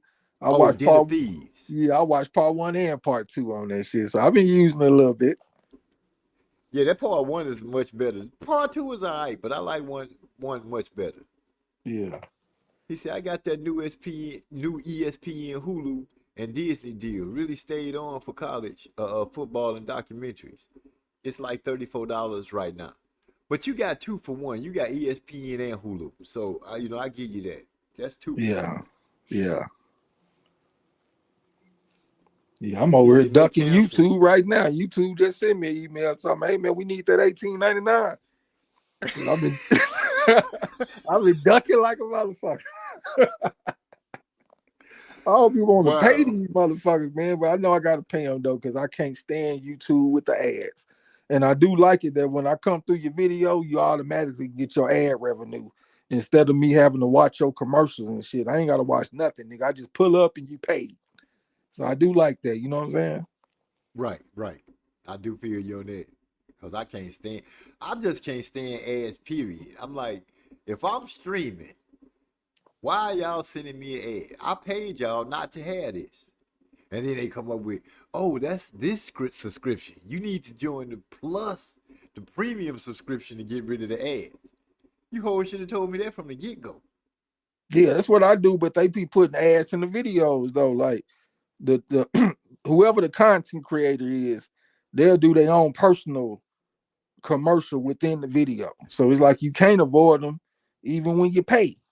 But I damn sure don't like it when they like you click on the video and you look at the bottom, you see all them yellow dots, and each one of them motherfuckers represent a commercial. Nah, Yeah. I can't do that, man. Y'all gonna have to go ahead and get this $20 a month. But I'm ducking them right now, though. I need to go ahead and pay them, motherfucker. I'm ducking. They didn't send me an email. I'm like, oh, I ain't opened it yet. Now, we saw you clicked on it. We saw you click. Go ahead and take care of that. Yeah. Go on, take care of that. He say, may cancel the ESPN portion after the national championship. And then he said he get 3 for 1. I feel you, homeboy.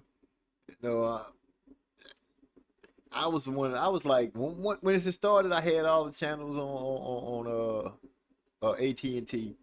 Then my daughter came up with this great idea. Dad, you can save money if you just stream this and stream that. Then I went and streamed that and realized that I was missing the other stuff that I was liking. I just didn't feel like going back. My TV show, a couple of items, and that's it. Yeah. I missed you last week, bro. Yeah, I told you I was fucked figured up, that you man. fell asleep. That's exactly what happened, nigga. I ate that food, and I said, man, I'm gonna just lay here for a minute and get my mind right and shit before I jump on and talk. Next thing you know, nigga, I woke up, your screen was over with, out of there. It was damn near morning. So shit, I just missed it. I went on here and jumped on with you today, though, try to make up for it, you know what I'm saying? Oh, shoot, I ain't tripping. That boy AI Music say, I remember when Gilly and Wallow had them hour-long commercials in the middle of their interviews. I stopped watching them for that. Yeah, that boy Gilly get on there and get to talking all slow, stretching out the interview, stretching out the commercial. I'm like, damn, bro. You ain't got to go through it. Hurry up and get this shit over with and get back to the interview. So I feel you on that. I feel you on that. Sitting on there making an hour-long commercial about a pill to help you. You know what I'm saying? Or they like, trying to sell you a truck or something. Well, yeah, they be having a bunch of fucking commercials, man. I can't stand that shit. Especially when you pay for the goddamn premium. Like, this is the reason I paid for this. And y'all just gonna make me watch a commercial. Yeah. Cause the commercial people paying in bigger. Hey, we're gonna pay you to go ahead and run this across your screen. Here go your script. You can do it yourself, or you can pay somebody else to do it. But we need you to get it done. Yeah, I be fast forwarding that shit though. Like when Shannon Sharp and Ocho Cinco be doing all that shit, man, I be fast forwarding the shit out this shit. What'd you say? 10 seconds fast. 10 seconds yeah. ahead. 10 seconds ahead. It used to be 15. Yeah, they got slick. They got slick. Y'all saw the CTO FEMO versus Secure supposedly done for January or February in New York. What? I've heard rumors and rumblings of it, but I hadn't seen anything to make it concrete yet. But I suspect Shakur go out there and do TO. I sure hope you do, man. I hope you go out there and put them bees on that boy. Whooping for all the reasons that I had, and then whooping for some reasons other than that. I don't all like that shit. Yeah, all that shit. I hope he beat the brakes off Teofimo Lopez. Embarrass him out there. Damn, to make him want to say no mas. That's what I want. Have him standing at the end of the fight talking about, do I still got it? No. Nah, you ain't still got it. But first and foremost, though, I hope we get the fight, period. You know, that's a high-level fight in boxing, man. I would love to see that shit. And I definitely got Shakur Stevenson for the win. Man said ass whooping unloaded. I got Shakur for the win, too. I see a great boxing clinic on that one. He said, I want that motherfucker crying afterwards. He want T.O. to be standing up there dropping tears. D-Lo out here fierce right now. Just giving people problems. T.O. can fight, though, so I ain't going to take too much away from him. If Shakur beat him, that's a good scalp on his resume. You know what I'm saying? He can fight. I just hope he get his ass whooped, man. I normally don't straight dislike fighters, but he is one of the fighters that I do not care for. You know what I'm saying? So I got a little bit of emotional stake in the fight, but I hope that Shakur get the job done and whoop his ass. He earned his dislike. He earned every bit of the dislike that he receives with the nonsensical things that he said and pulled out. Oh, I was just saying that to hype a fight. How is you hyping a fight that's not even on the books for you to have? Make that make sense. You nigger this and nigger that. Who you niggering that you putting the fight together with? Nobody. Yeah, they don't say all that shit when you in a safe place. Like Pimp C from UGK said, niggas talk shit in a safe place. And then when Crawford pull up on you and put an arm around your shoulder and have a conversation with you, your whole tune done change. All that bass out your voice and all that shit. Ain't no swelling up, ain't none of that, nigga. It's straight up calm, cool, collective energy. You know what I'm saying? Like, nah, nigga, keep that same energy that you've been having when you was in a safe place. I don't like what he said, but the way that he handled that type of shit just make me just not respect him. Could you say Crawford put his arm around his shoulder? He started shaking like a stripper in the wintertime. Yeah, man. Looking all in the camera, talking, man, I ain't mean that shit, man. I was just promoting it. Nigga, keep that same energy, man. Yeah, we fight. You fight. Y'all some fighters, nigga. Keep that energy. D-Lo agreed, said, yeah, he can fight, though. Armstrong said, T.O. can't handle that skill overload. He said, who you niggering? Now, I'm just saying, that's what he was out there doing. He out there, all that talking crazy, and Crawford showed up. No, tell him what you said. He literally told this man, tell him what you said. He started apologizing. Crawford said, now I won't have to fuck you up. Yeah, all of that type of shit. Yeah. You know what I'm saying? That's crazy. Somebody show up and tell you to do something, you start doing it. You big bad T.O. You don't care. You ain't nobody gonna make you apologize. No, that's Ryan that said that. But Crawford did show up. When he said, nah, I ain't got to fuck you up, I was like, oh. He tried to save face. He tried to save face. He talking about we can spar and all that old shit. You know what I'm saying? You don't even want to spar. You don't want that smoke, man. Come on. What happened is we could face it off in the ring. Now all of a sudden you want to spar. You want to take an ass whooping behind closed doors. Yeah, all that type of shit. Napoleon Armstrong said he want to shake hands and take pictures. Yeah. Let me get this picture with you real quick to put in my collection. Yeah. He said that little bitch got CTE and he is a clown ass racist of the lowest order. D-Lo sound like he don't like T.O. at all right now. Just disdain for the man. I feel you though, D-Lo. He bottom feeder, especially the way he talk and try to act. I got no respect for him.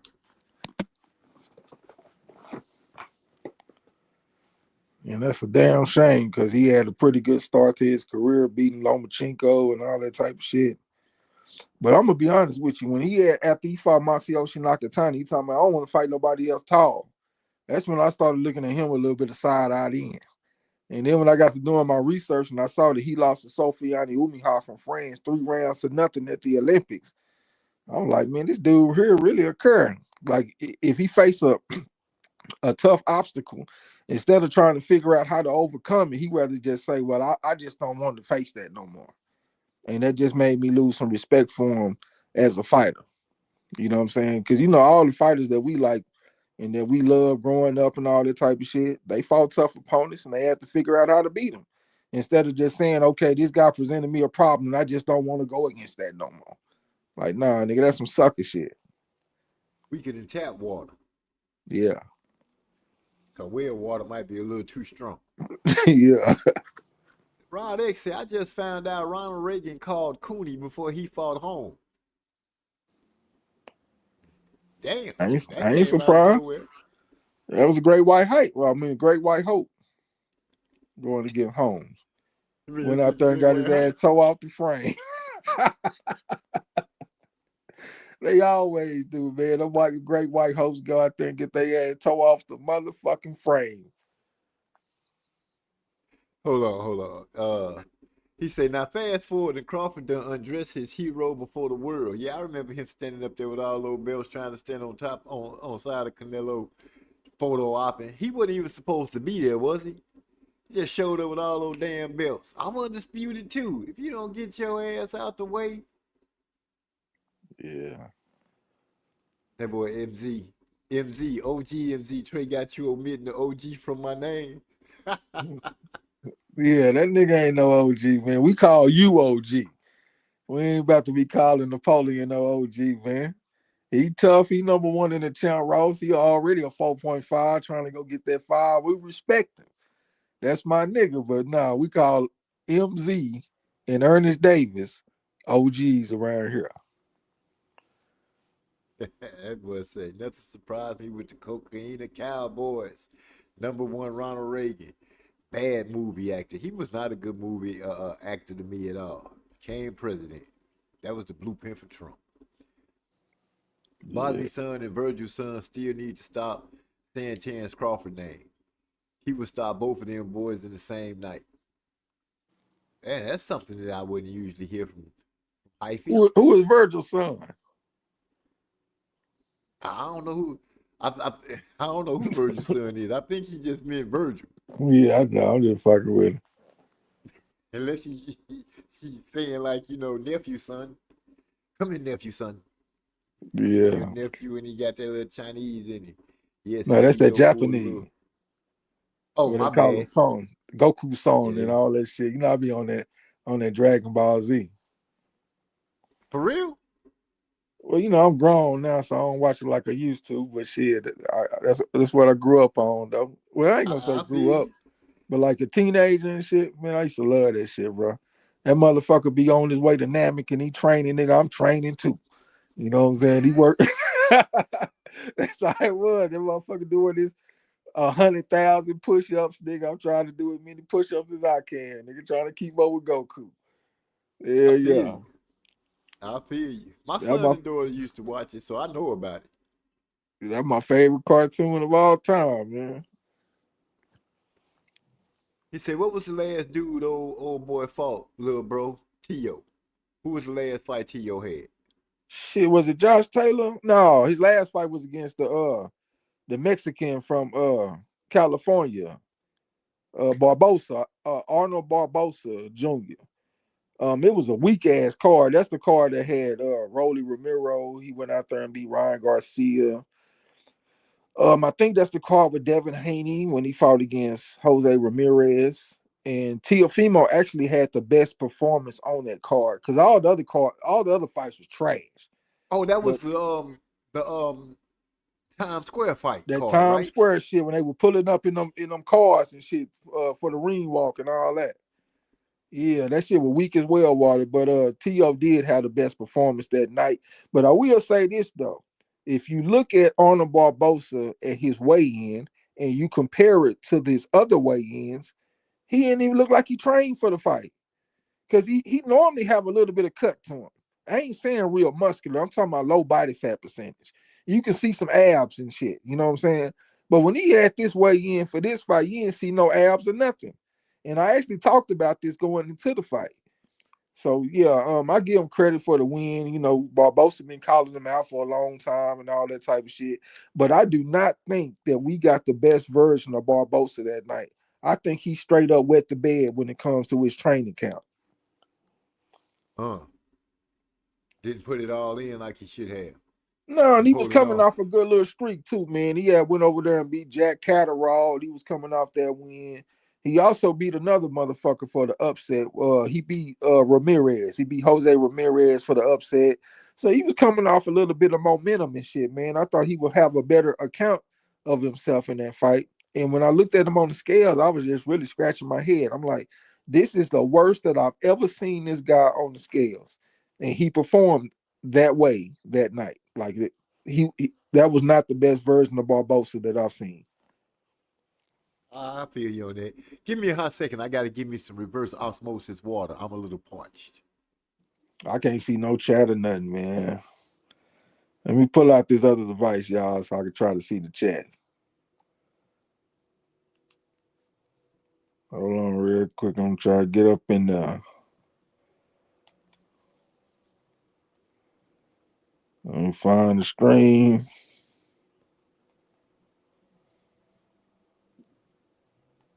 Get up in there. Okay, where are you at in the chat? I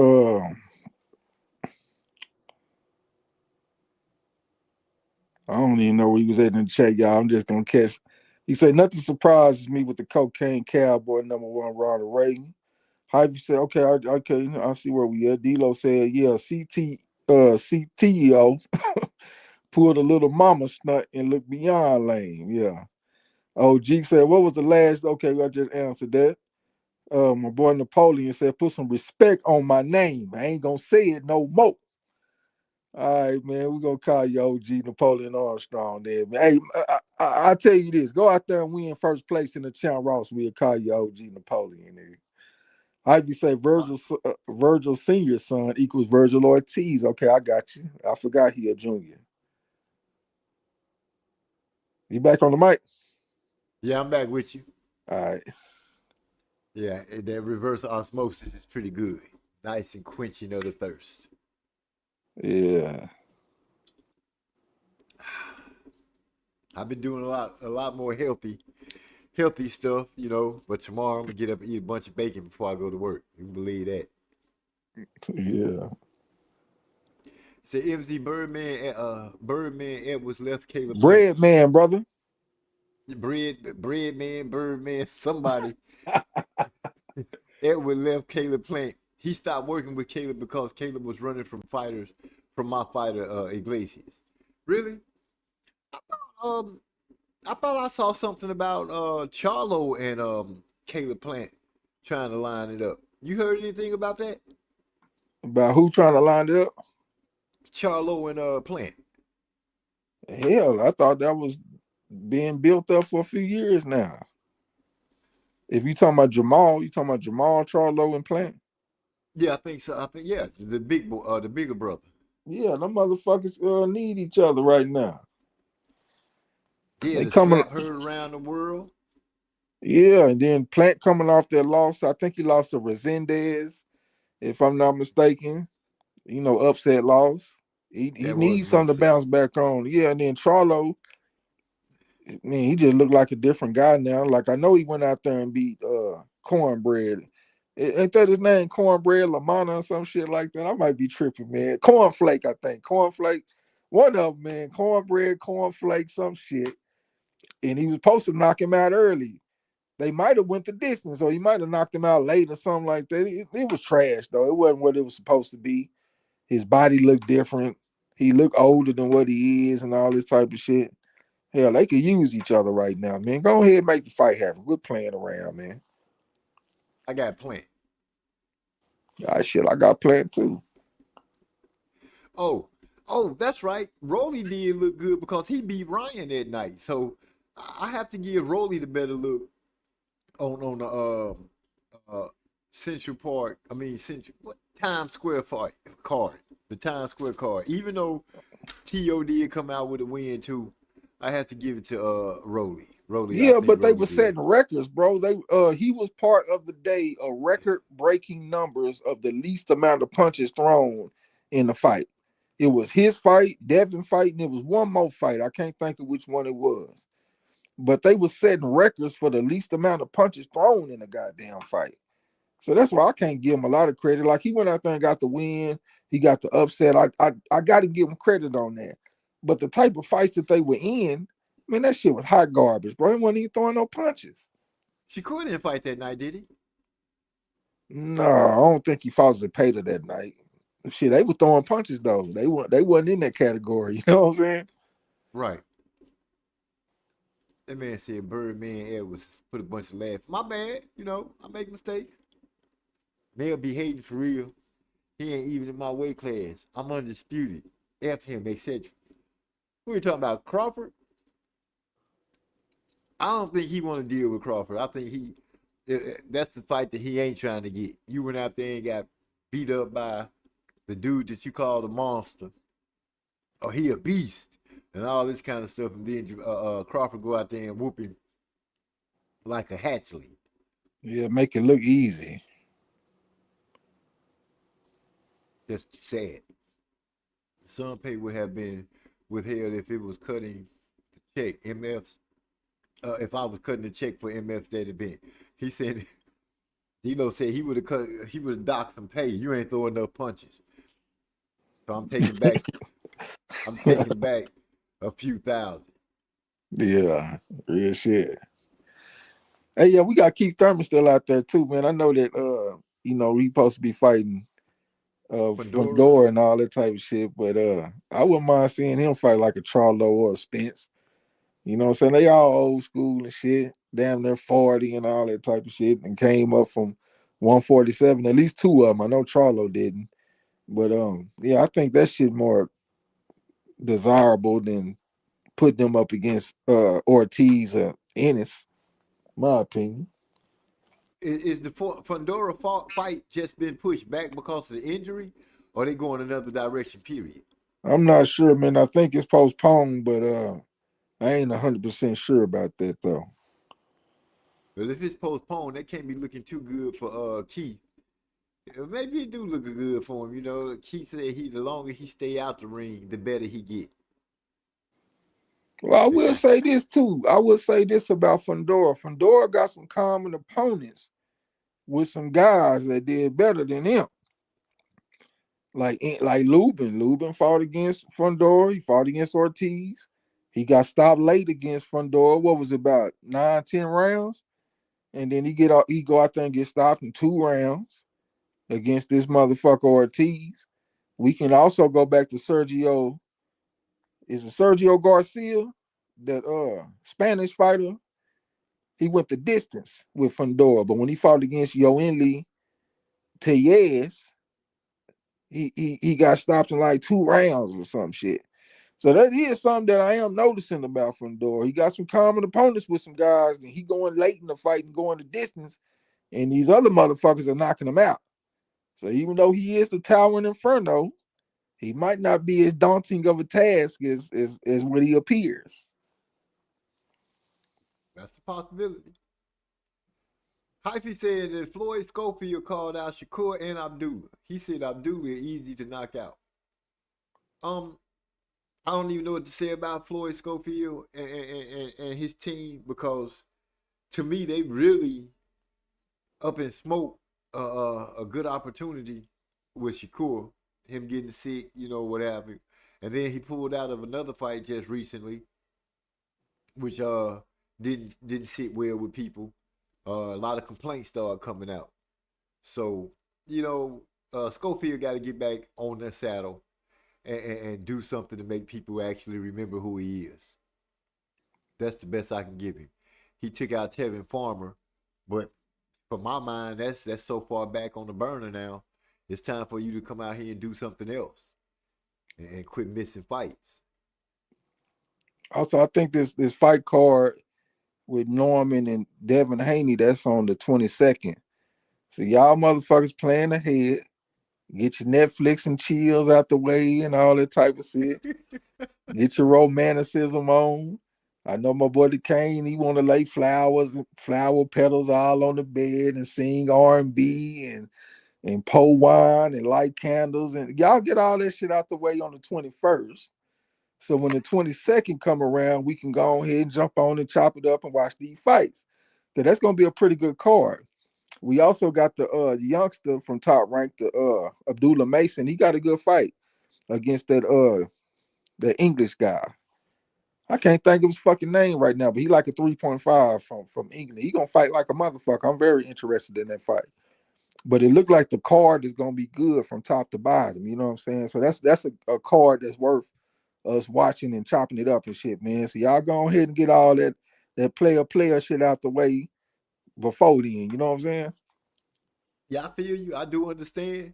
Crazy thing though, my player shit happened to be on that day. That's my anniversary. Oh man, I can't knock you for that, man. It's our anniversary. Who sang that song? Tony. Yeah, yeah, yeah. That was a jam too. Shit, that song Yeah. there had a lot of people making babies. Yeah, yeah, that's a jam, nigga. It's our anniversary. Yeah. Anniversary. Oh boy, boy, you about to make me go in there and cut the music on and wake my baby up. Yeah, Maybe, yeah. maybe wake up, listen to this. What just put you in the mood of? Let me talk to you real quick. Let me whisper something in your ear. Yeah, yeah. You say, no injuries, tickets weren't selling. That's what D-Lo said about the Pandora and Keith. He said Keith low mileage compared to a lot of dudes. Yeah, he, take a good hiatus from fighting and then come back with the flute and the haircut and still a win. He said, Yeah, you fight once every 5 years. You gonna be fresh. He say people weren't biting on the freak show with Tank and Jake. I ain't got nothing to say about that. Same thing for Spennce and Zoo. Stopped Ocampo in one. He went 12 with Fundora. I believe it's the optics that look atrocious. O'Shaquie. Oh, that's a good one. O'Shaquie Foster and Stephen Fulton. Been doing a lot of jawing lately. That's a high-profile fight between two prime black fighters. I like it. I like that fight too. I want to see how it's gonna turn out. Shockey saying that he the man at the weight class. He's saying Fulton, did his thing, but he coming up to that weight class. That's his thing. I watched a face-off, or not face-off, but I watched him in the interview. I think it was with Wallow and Gilly, where they were going back and forth at it. I'm trying to look at my boy Head to see if he called my daughter up to retwist it. Yeah, I saw a video where they was FaceTiming each other and they was talking shit. Cool Boy Steph was trying to tell him that he was the primary reason that they're gonna be fighting this year instead of waiting to the beginning of next year. Shockey Foster was giving him some pushback, but it was funny though because Shockey Foster was laying down on the pillow and shit while he talking. Bro, I'm not about to be on no FaceTime with no nigga laying down on no pillow talking to me, bro. He bullshit. I would hug up on that nigga. But as far as the fight go, I'm gonna take Shockey Foster because he just got so much work with Top Rank. I can't take no PBC type nigga over no Top Rank fight. I just can't do it. So I'm riding with Shockey Foster, man. Let's get it. He gonna come out there and shock the world. Oh boy, that boy D-Lo say Keith got his first shot of ass in his late 20s and lost his mind for a while. Yeah. Got him some, got married, had a baby, all in one single swoop. And all his motherfucking hair fell out right afterward. Well, how you say Trey X? Fantasy fight summary.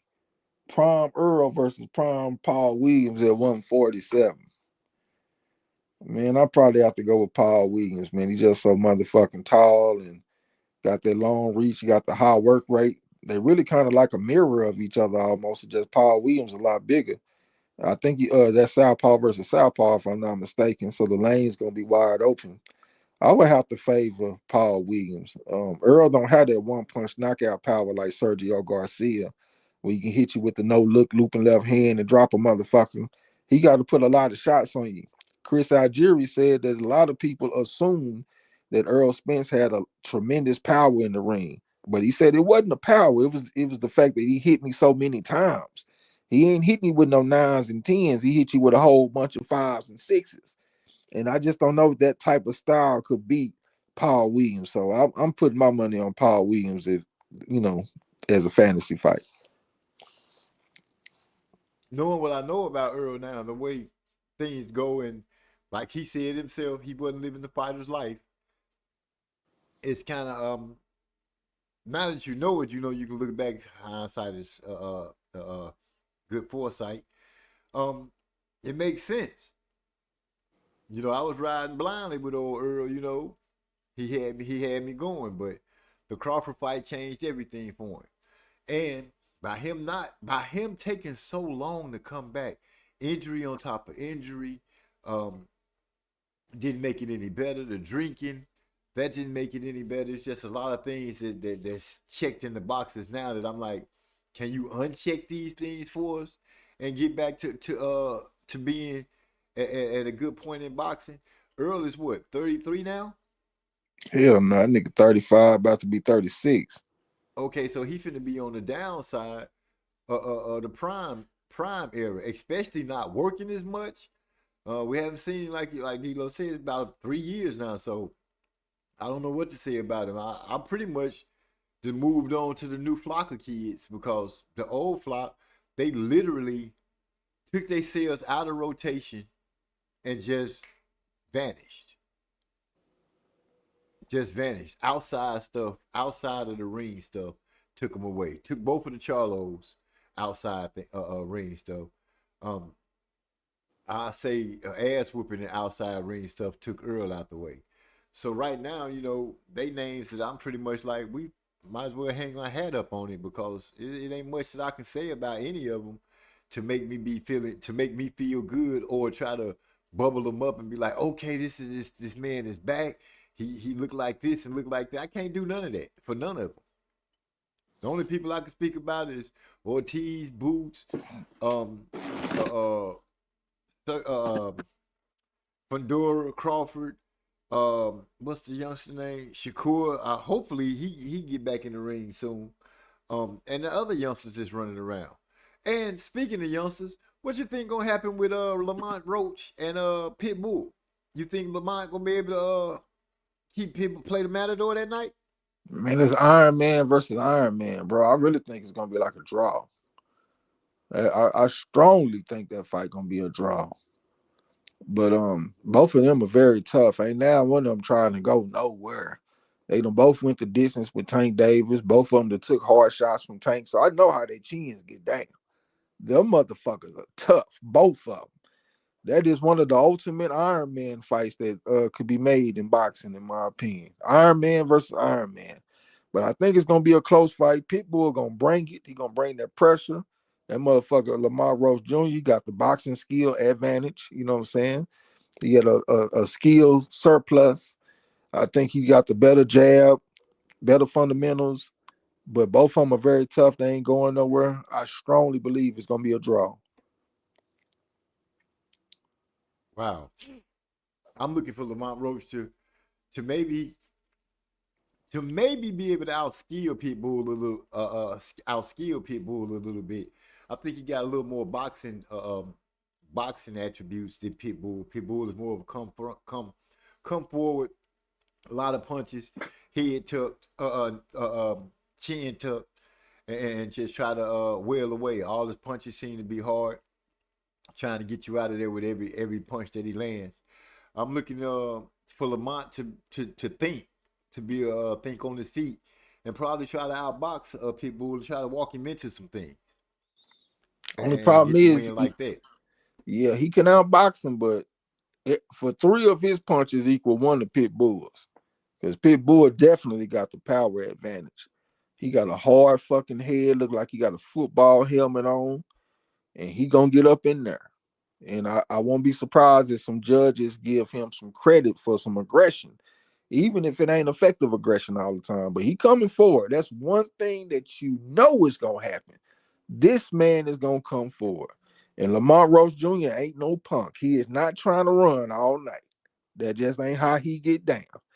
And he got some good body shots and shit. If you go back to that McCrory fight, he fought goddamn, I can't think of his Padraig McCrory's little brother. He fought him on Pro Box TV. They actually promoted that Lamont Roach Jr. and his father, they promoted this little matchup with McCrory little brother. And he stopped him with body shots and shit. You know what I'm saying? And McCrory, he tried to bring that pressure. He tried to bring the fight to him. But this dude ain't no punk, man. He showed you he ain't no punk against Tank.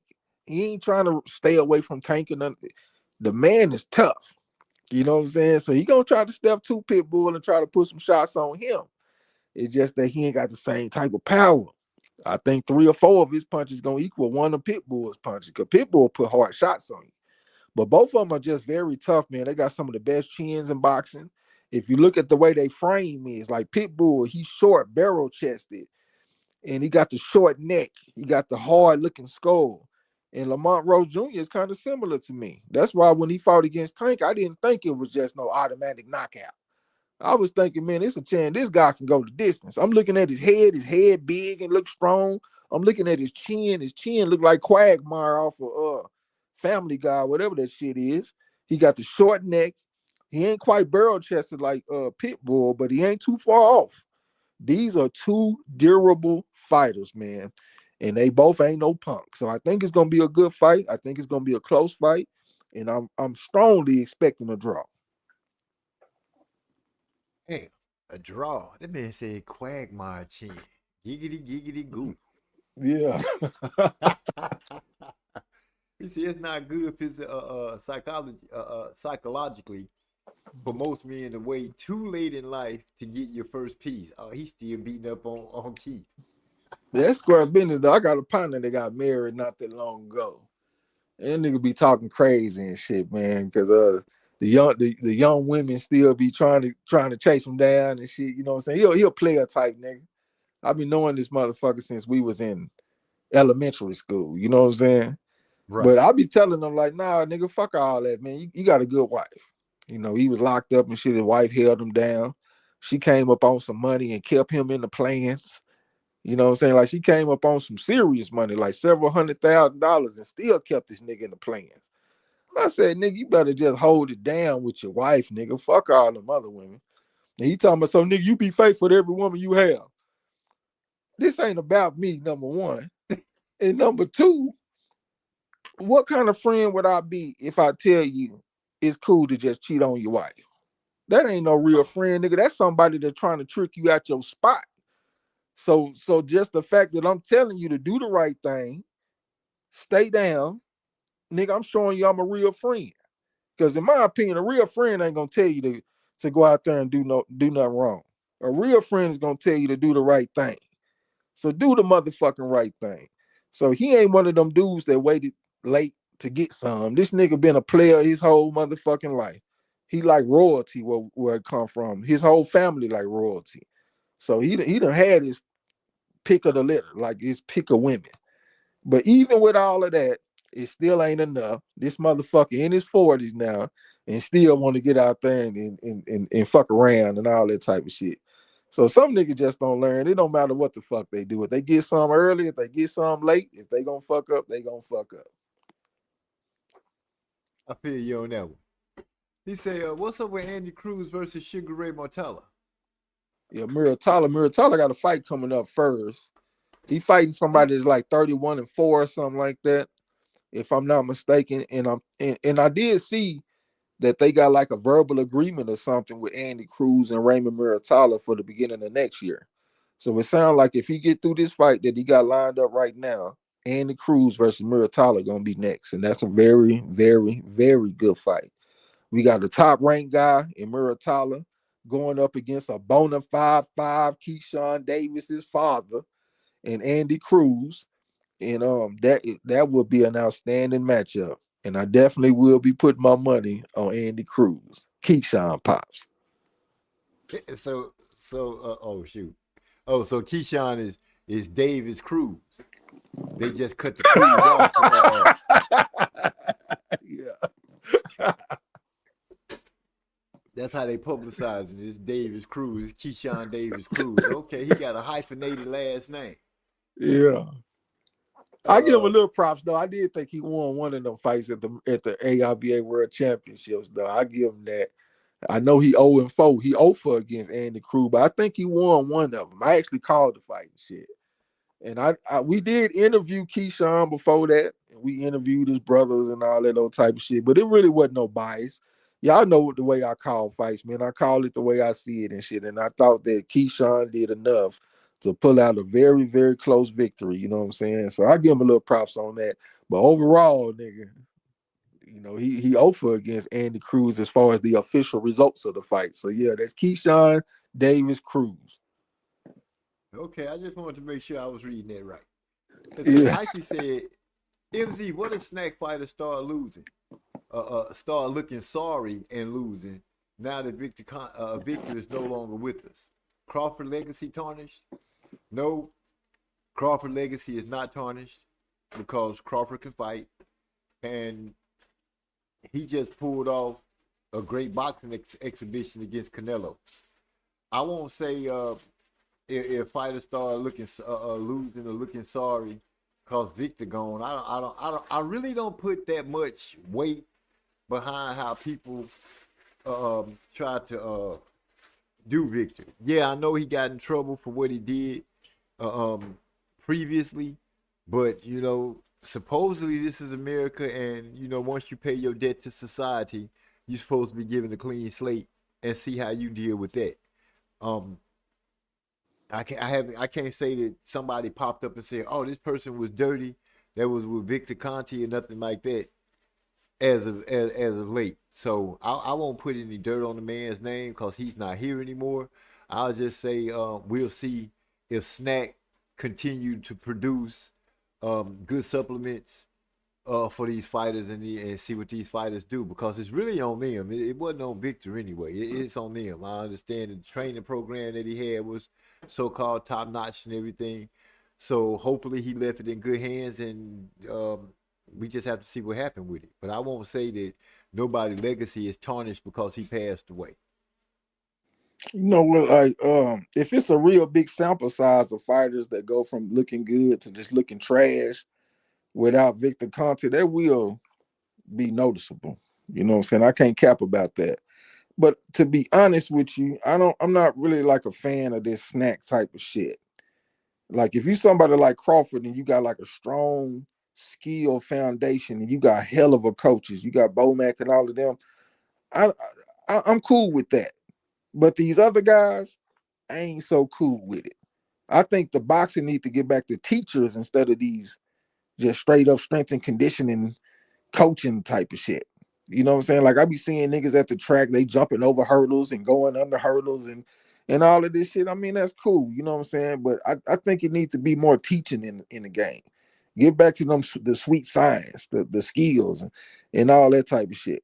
It seemed like I've seen a little bit of a decline with that type of stuff, and they put more energy into being great athletes. Like, I look at Brian, the Schofield kid, Floyd Schofield. He looked more like an athlete than a real sweet science boxer to me. And I ain't never been high on him, but I be seeing him work hard. I don't know if he was Snack, but he have Snack style workouts though, where he jumping over hurdles and all of this old shit that ain't got nothing to do with boxing. You know what I'm saying? So I would like to see a decline in that type of shit. Like I said, unless you somebody like Crawford, you got like a strong skill foundation to where you don't need a motherfucker to teach you a lot. You know the game, and you got great teachers. But the motherfuckers, it seems like they trying to win the fights with their athleticism instead of trying to win the fights with their skills. And it seemed like Snack kind of set the precedence for that.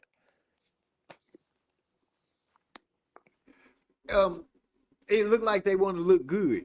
Yeah, they're trying to make themselves look real good, get their bodies in shape, you know, muscles and all that kind of stuff. But if they doing that and mixing in the sweet science with it, then yeah, it could be a plus. But if they just concentrating, like I said, I think Devin Haney is doing, concentrating on getting stronger, looking the part. But you gotta be the part. Not saying that Devin can't be the part, not saying he don't have heart. I just don't have the confidence in him. Do you think he tightened up his defense? That's the thing that I want to know. Do I feel like Devin has gotten tighter on his defense in the upcoming test that he's going to face? Shit, we're gonna have to see, man. I haven't seen a big enough sample size to know. But I am interested to see how Bill Haney versus Brian Norman Sr., like the in the ring adjustments and stuff like that, who gonna have the edge in that? Because I really can't say I haven't seen enough from Brian Norman Sr. to know that like he just some great strategist. He ain't no Bomac. You know what I'm saying? I haven't seen that yet. So I am interested to see how that's gonna go. Well, if we look at it the way it's laid out right now, I would have to say they pretty much dead even. If Senior haven't shown too much, we know what Bill gonna do. He because Devin was asking him against Lomachenko.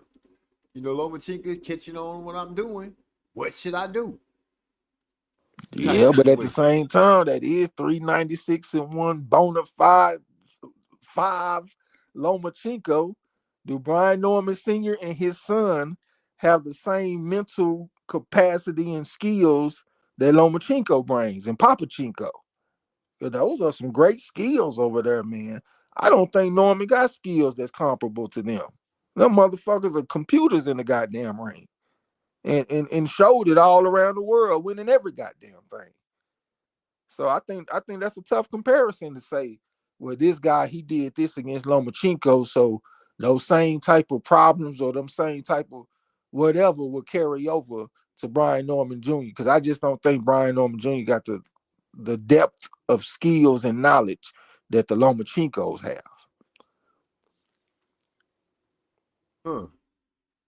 I guess the only thing the thing I'm pushing on the furthest with the Normans is,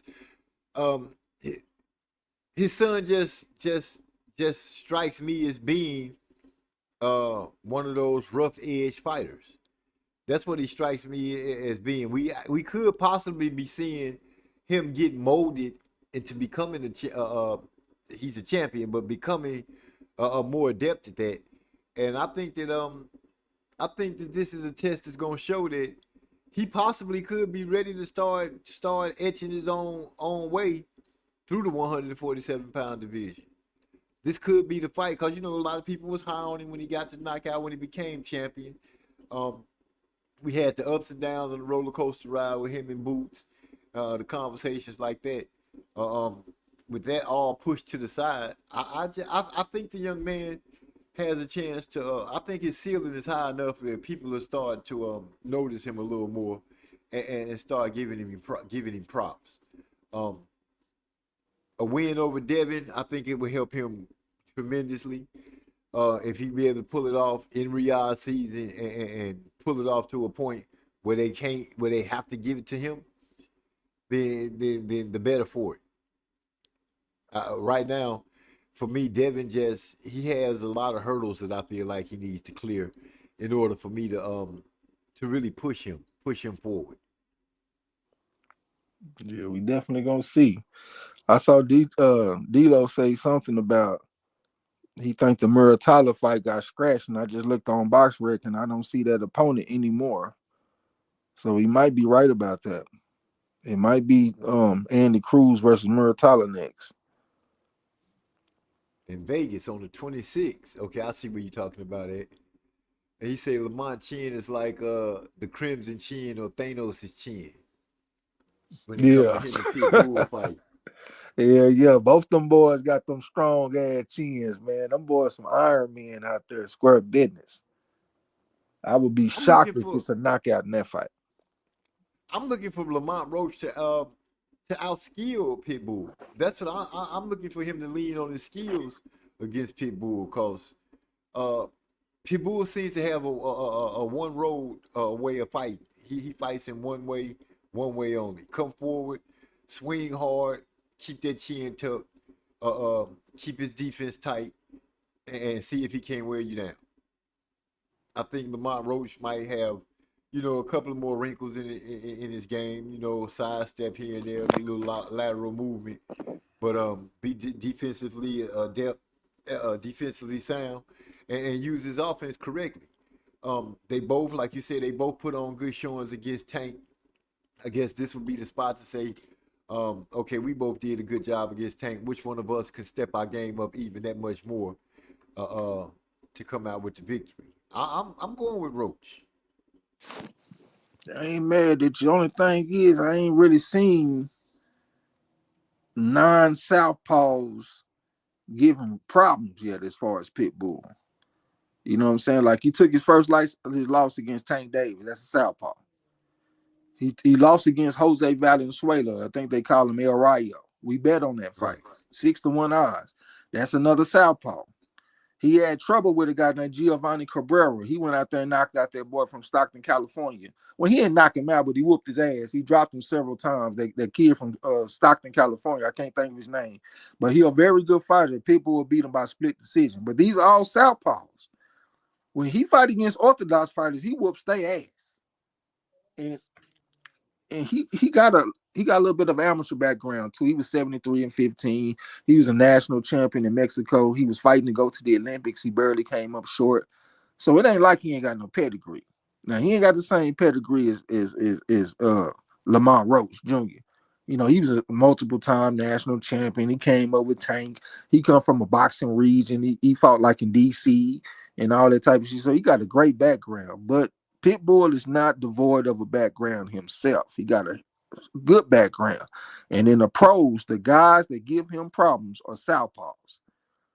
So I want to see how orthodox fighter is going to shine on him. I think it's going to be tough. Well, I won't take away from that, you know, because I feel like Pitbull will always bring toughness to a fight and make you have to really get into your bag. When Lamont Roach was first pulled out as an opponent for Tank, you know, people was ragging on him on that. I put a post out that said that this cherry pick might be the pick that make Tank have to go into his bag and show something. I didn't consider Lamont Roach as being the cherry pick that most people thought he was going to be. I thought he was going to go out there and give a good account of himself, in which he did. Salute to my boy Gil Cole's partner Irv H. I know he in heaven looking down. Pitbull was his favorite fighter. You know what I'm saying? He loved Pitbull, man. So I know he gonna be looking down on the fight when they go down. Well, yeah, salute to my nigga Gil Coles and his boy Irv H, man. Salute. That got by me. I didn't know that we had a tragedy like that to take place. Yeah, he used to come through your channel and everything. You don't remember Irv H? No, I'm just saying I didn't know he had passed away. Yeah, it's been like a year or some shit now. But he was player. He didn't say a lot, but he like when we do trivia, when we did trivia, he'll be answering some hard ass questions that I wouldn't expect him to answer. You know what I'm saying? Like I had asked one question at one time on the trivia. I said, "Who was our first black pound for pound champion in boxing?" Even though they wasn't using those words, but it was from back in the bare knuckle days. And the answer was this guy's last name was Warden. I think it was George Warden or something like that. And Irv H got that shit. So that was a question I did not expect him to get, but I could tell he was listening, he was paying attention. He just didn't have the confidence to really be doing a lot of talking. But Gil Coles would tell him, man, go in there and do your thing, man. You know what I'm saying? These niggas cool. Ain't nobody gonna judge you harshly or nothing like that if you don't know the answer to a question. So he'll try to open up and talk a little bit. You know what I'm saying? He'll slide through the Discord. He'll come through your channel and come chop it up a little bit. But he wouldn't talk a whole lot. But he definitely loved Pitbull Cruz as his favorite fighter. You know what I'm saying? So since we talking about Pitbull, that just reminded me of Irv H. And I know he gonna be looking down on the fight. That's his boy. I can say Brian Sr. is the legendary trainer. What other trainer in history has trained the world champion and caught the professional fade? I could name two. Floyd Mayweather and Roger Mayweather. I'm talking about, but he's talking about caught a fade as an active trainer though. Okay, yeah, okay, I feel what you're saying. I guess maybe we could say Gary Russell Jr. because he been training his brothers and he's still catching fades on these motherfuckers. But he ain't make no champion though. You know, his brother was already doing their thing. But he did coach his brother to a good win over Valenzuela though, over El Rayo. And since then he done went out. Fight, huh? Yeah, and since then he done went out. No, that wasn't the last fight. It might have been the last fight. Yeah, it might have been. And then since then he done went out there and knocked the motherfucker out. So I guess the closest I can think of is Gary Russell Jr. Well, there you have it, Hyphy. We got another one out there floating around doing the same thing. They was making fun of Brian Norman Sr. Talking about he went out there and dragging that bad knee across the ring, but he went on there and got it done. Yeah, he went out there and got his paper, man. Hey, that made me respect him, man. I respected what was the guy he fought? The guy from Philly. Another dad. Hackett. Hackett. Greg Hackett. Yeah, Greg Hackett. I respected both of them, man. They bumped their gums online, and they went in the ring. They fought like men, shook hands afterwards, and kept it moving. You know what I'm saying? Yeah, that's the way it's supposed to go back in the You know, you go out there, you had to fight, you live to see another day. You live to see another day. Yeah, they be You getting on youngsters hacky. now, sissified. So Yeah, quick to pick up a gun. yeah. Yeah, these states, I think they need to expand them mutual combat laws and shit too, man. You know, I think it should be like wide open in all the states. If it's mutual combat, both fighters have gave consent to the fight and they follow the rules that you're supposed to follow. No property damage. If the motherfucker fall, you give him a chance to get back up and decide if he wants to continue or not. And no serious injuries. I think it should be all good. You know what I'm saying? I don't think niggas should be going to jail for no mutual combat fight. And I think we'll have more of an incentive where the youngsters get out there and fight, and they know that they can just go home afterwards. And I done seen it in motion. Like I done seen fights. Motherfucker fight hard in the bitch. Police come out there, talk to both sides. Oh, this mutual combat. Y'all go this way, y'all go that way, because I don't want y'all getting back into it again. But go home. And don't nobody go to jail. And it needs to be like that in all 50 states. So what you're saying is they should come up with a rule, say, oh, y'all want to have a fight? Call the officer out as the referee, make sure ain't nobody gonna pull no pistols or nothing, and y'all go at it. Yeah, well, that's what we got right now. In Texas and Washington, I think they got the closest mutual combat laws. And that is part of it. You're supposed to call the police so they can come referee the fight. And they making sure that if you drop the motherfucker, you got to give him a chance to get up and give consent to whether he wants to continue or not. You can't stomp him. You can't fuck up. You can't destroy property. You can't fuck up nobody's car. You can't bust out no windows or nothing like that. And no serious injuries. You can't be out there picking up something and a baseball bat and hitting a nigga in the head. Ain't none of that going down. But if it's just straight up hands, 1-on-1, both sides gave consent, that you should not go to jail for that. And that I think that encourages the youngsters to handle it like that instead of trying to do something quick and from far away. You know what I'm saying? Shoot a motherfucker from 50 yards away and all that type of shit. Let the motherfuckers fight and go home.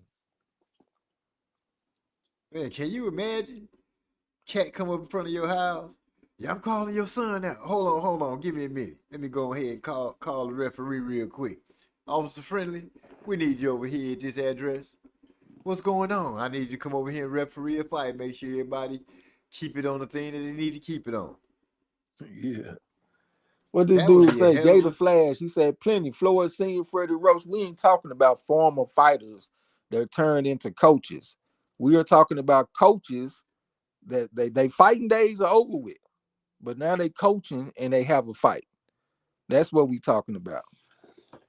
Yeah, there's a bunch of them. Like you said, we could talk about the mayor of North Philadelphia, George Benton. Hell, I think he's probably the best fighter coach that I can think of off the top of my head. Who is a better coach that was a former fighter than George Benton? And he over there training Sweet Pea Whitaker. I think that's the best coach fighter combination ever, hell, that I can think of. I will say Joe Louis and what's the old school dude name that used to train Joe Louis back in the day? I can't even think of his fucking name, but he was he was a great fighter. He's not in the Hall of Fame as a fighter. He's in the Hall of Fame as a coach, but he was a hell of a motherfucking fighter. He fighting Joe Gans and all the motherfuckers back in the day. You know what I'm saying? Yeah. But yeah, we're not talking about former fighters that turn into coaches. We talking about coaches that currently are coaching with a pupil and then they step out and have their own fight. And that's something that's very rare to see. That's why we give him credit to Brian Norman Sr. And I gave a little credit to Gary Russell Jr. because he was training his brother. Then he had a fight of his own. Going out here and show you how this is supposed to be done. Just pay attention. Because I'm only showing you this guy. I only got to see me for a couple of rounds. Hey, y'all, type it in the chat, man. What's Joe Lewis's trainer back in the day? Blackburn. Jack Blackburn, I think is his name. But he was a bad motherfucker, though. Square business.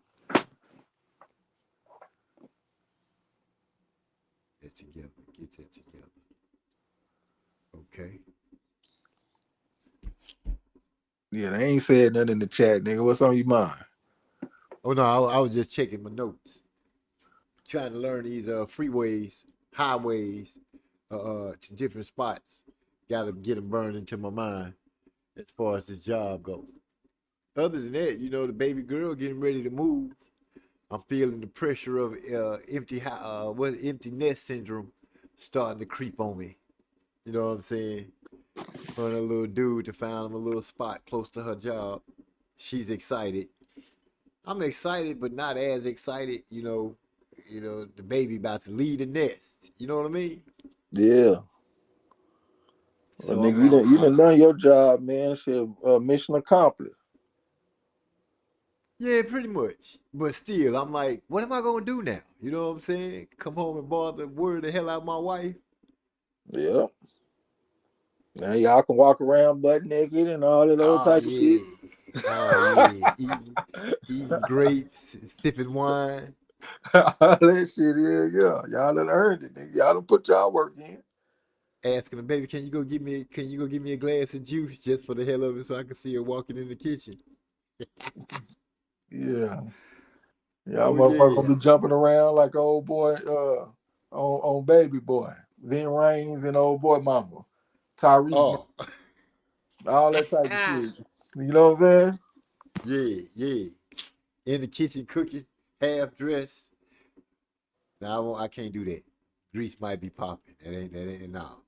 Leave that as it is. He said it Yeah. looked like he's slipping in BS verbal attacks that Devin been throwing at him. He keeps one up in Haney every time they encounter each other.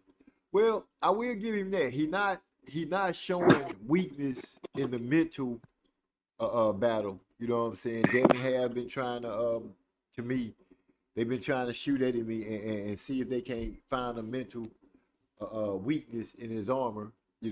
Bullying him or tried to bully him when they first signed the fight, talking about signing up for clean fighting program and all that kind of stuff. Pretty much what I got out of Bill and them when they was doing that so much, it just made me feel like they was accusing this man of cheating and being dirty, even though he's never popped that way. Which to me also adds another peg of disdain to this fight when they go out there and meet. For me, it's like y'all done poked this dude and poked this dude and poked this dude, and finally y'all finna get a chance to fight. And he might end up presenting you with something a little different than what you expect. You remember how you used to see cats, y'all be in school, people just fucking with him, and y'all they thinking they weak, and he go out there and surprise the world. I got a feeling that might be what Brian Norman Jr. does with Devin Haney. I'm sorry, but I'm riding with Norman all out. Yeah, he definitely been having one up in the game of limericks or whatever the fuck I'm supposed to say. he been quick witted, and he been coming back with some hell of a responses to whatever they come with on the Devin Haney side. So I give him credit on that. You know what I'm saying? I still think the politics gonna be tough to overcome for him though, but we'll see though, man. I can't wait to that fight. Y'all make sure y'all pull up on the 22nd, man, so we can check the fight. Except for you, OG, 'cause I know this gonna be your anniversary. You know what I'm saying? With the rest of y'all niggas, y'all pull up, man. Let's watch the fight. Yeah, I might do some sweet talking. Might be able to pull something off and get some understanding with old Miss Wallace and see if we can't come to some kind of mutual agreement. Unless you get on your grizzle early in the day, breakfast in bed, wake her up, just own it, nigga, early, nigga. Breakfast in bed, take her to lunch and all kind of shit. That might can buy you a couple of hours at nighttime, you know what I'm saying, catch a few fights. Yeah, I'm gonna have to take her somewhere where the 55 is the age limits. Well, for the discount? So I can get my discount in. Yeah. Yeah, do what you gotta do, man. When she first pulled it up, like I said, I was looking kind of crazy. But as I've been thinking about it, I'm like, yeah, I can't wait till we go out. So I can go ahead and say, let me see your 55 plus menu. If they say we don't have this, so you gotta be 65. Different restaurants got different things, but yeah, I'm looking for the 55 plus right now. I'm gonna go ahead, put that into my repertoire, help my wallet out. Yeah, I ain't mad at you. I gotta go get me something to eat though, man. I'm over here starving like Marvin Gaye and Luther Vandross in this motherfucker. Oh man, not the big Luther. Big Luther, bro. I'm over here starving like a motherfucker. And yeah, my phone already down to the red. So I appreciate you letting me get on the panel, man. Salute to everybody off in the chat. Y'all check the fights out this weekend. I think we got some decent fights. Only 10 fights on the Champ Rose. But we got some shit worth watching this weekend. You know what I'm saying? But I ain't gonna talk y'all to death, man. Catch y'all on the next one, man. Salute. Salute to you, my brother. Salute to you. Y'all know I'm finna get ready to get out of here. I came in at 7:30, 8-ish o'clock. 8-ish o'clock. It's about 11-ish o'clock. So I'm gonna get ready to go ahead and shut it down myself, because y'all know early morning means I gotta get up and start chasing it. But before I get out of here and do that, let me go ahead and share this one time. My boy DeCane did hit me up and it's like, new music. So I'm gonna hit y'all one time with Coming Out the Trenches. Like I said, my boy EL, aka El Dolo, put that together for me. This is one of the brothers that me and Big E been messing with for some years. I told you the combinations of people I do music with just be popping up. So I'm gonna hit y'all with Coming Out the Trenches, and I'm gonna go ahead and lay it down after that. So appreciate everybody coming through, and we finna go ahead. My boy said that's my shit right here. So we finna go ahead and get it one time with Coming Out the Trenches.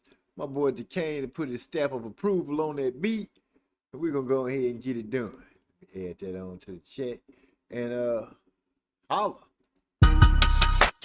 Coming out the trenches. Dolo, Big Pen, El Dolo on the beat. That's somebody. Yeah. Hopping out the 2-4, C7 Weezy. This shit really hard, I just make it look easy. My game slow fishing, float like a butterfly, stretch like inches. I hear a lot of talk, but ain't too many from the trenches. Hard step hard, lost 60, now he swole up. Them hoes used to pass me by, now they like, hold up. Truck black wax, look like a bag of fruit oil. Texas edition leather, remember you a 2-star. Shit, I got 2 cars that I ain't even drove yet. You might use one, come through and spray your whole set. No bet, so be taking on the way out. I'ma win either way, so I'ma let it play out. Don't bring them K's out, let them hoes blaze out. If you really real, go on and close them niggas' days out. You can't sit back and let it linger, cause if you do my ninja, they gon' snatch you like a zinger.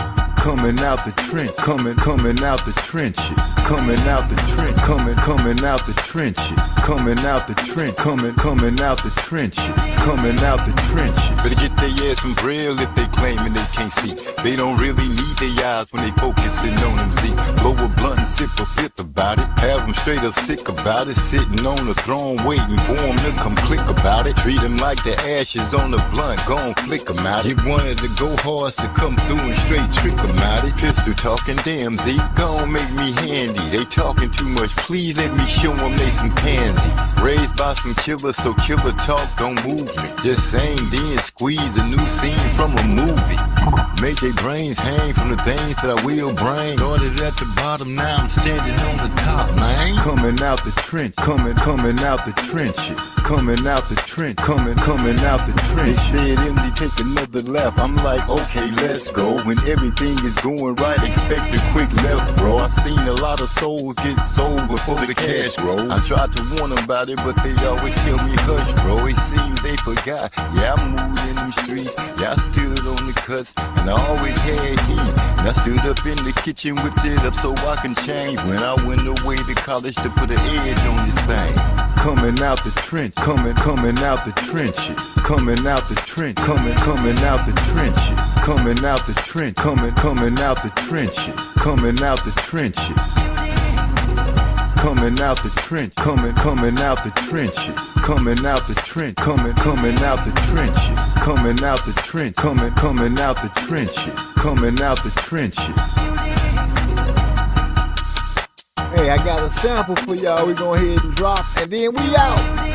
Peace.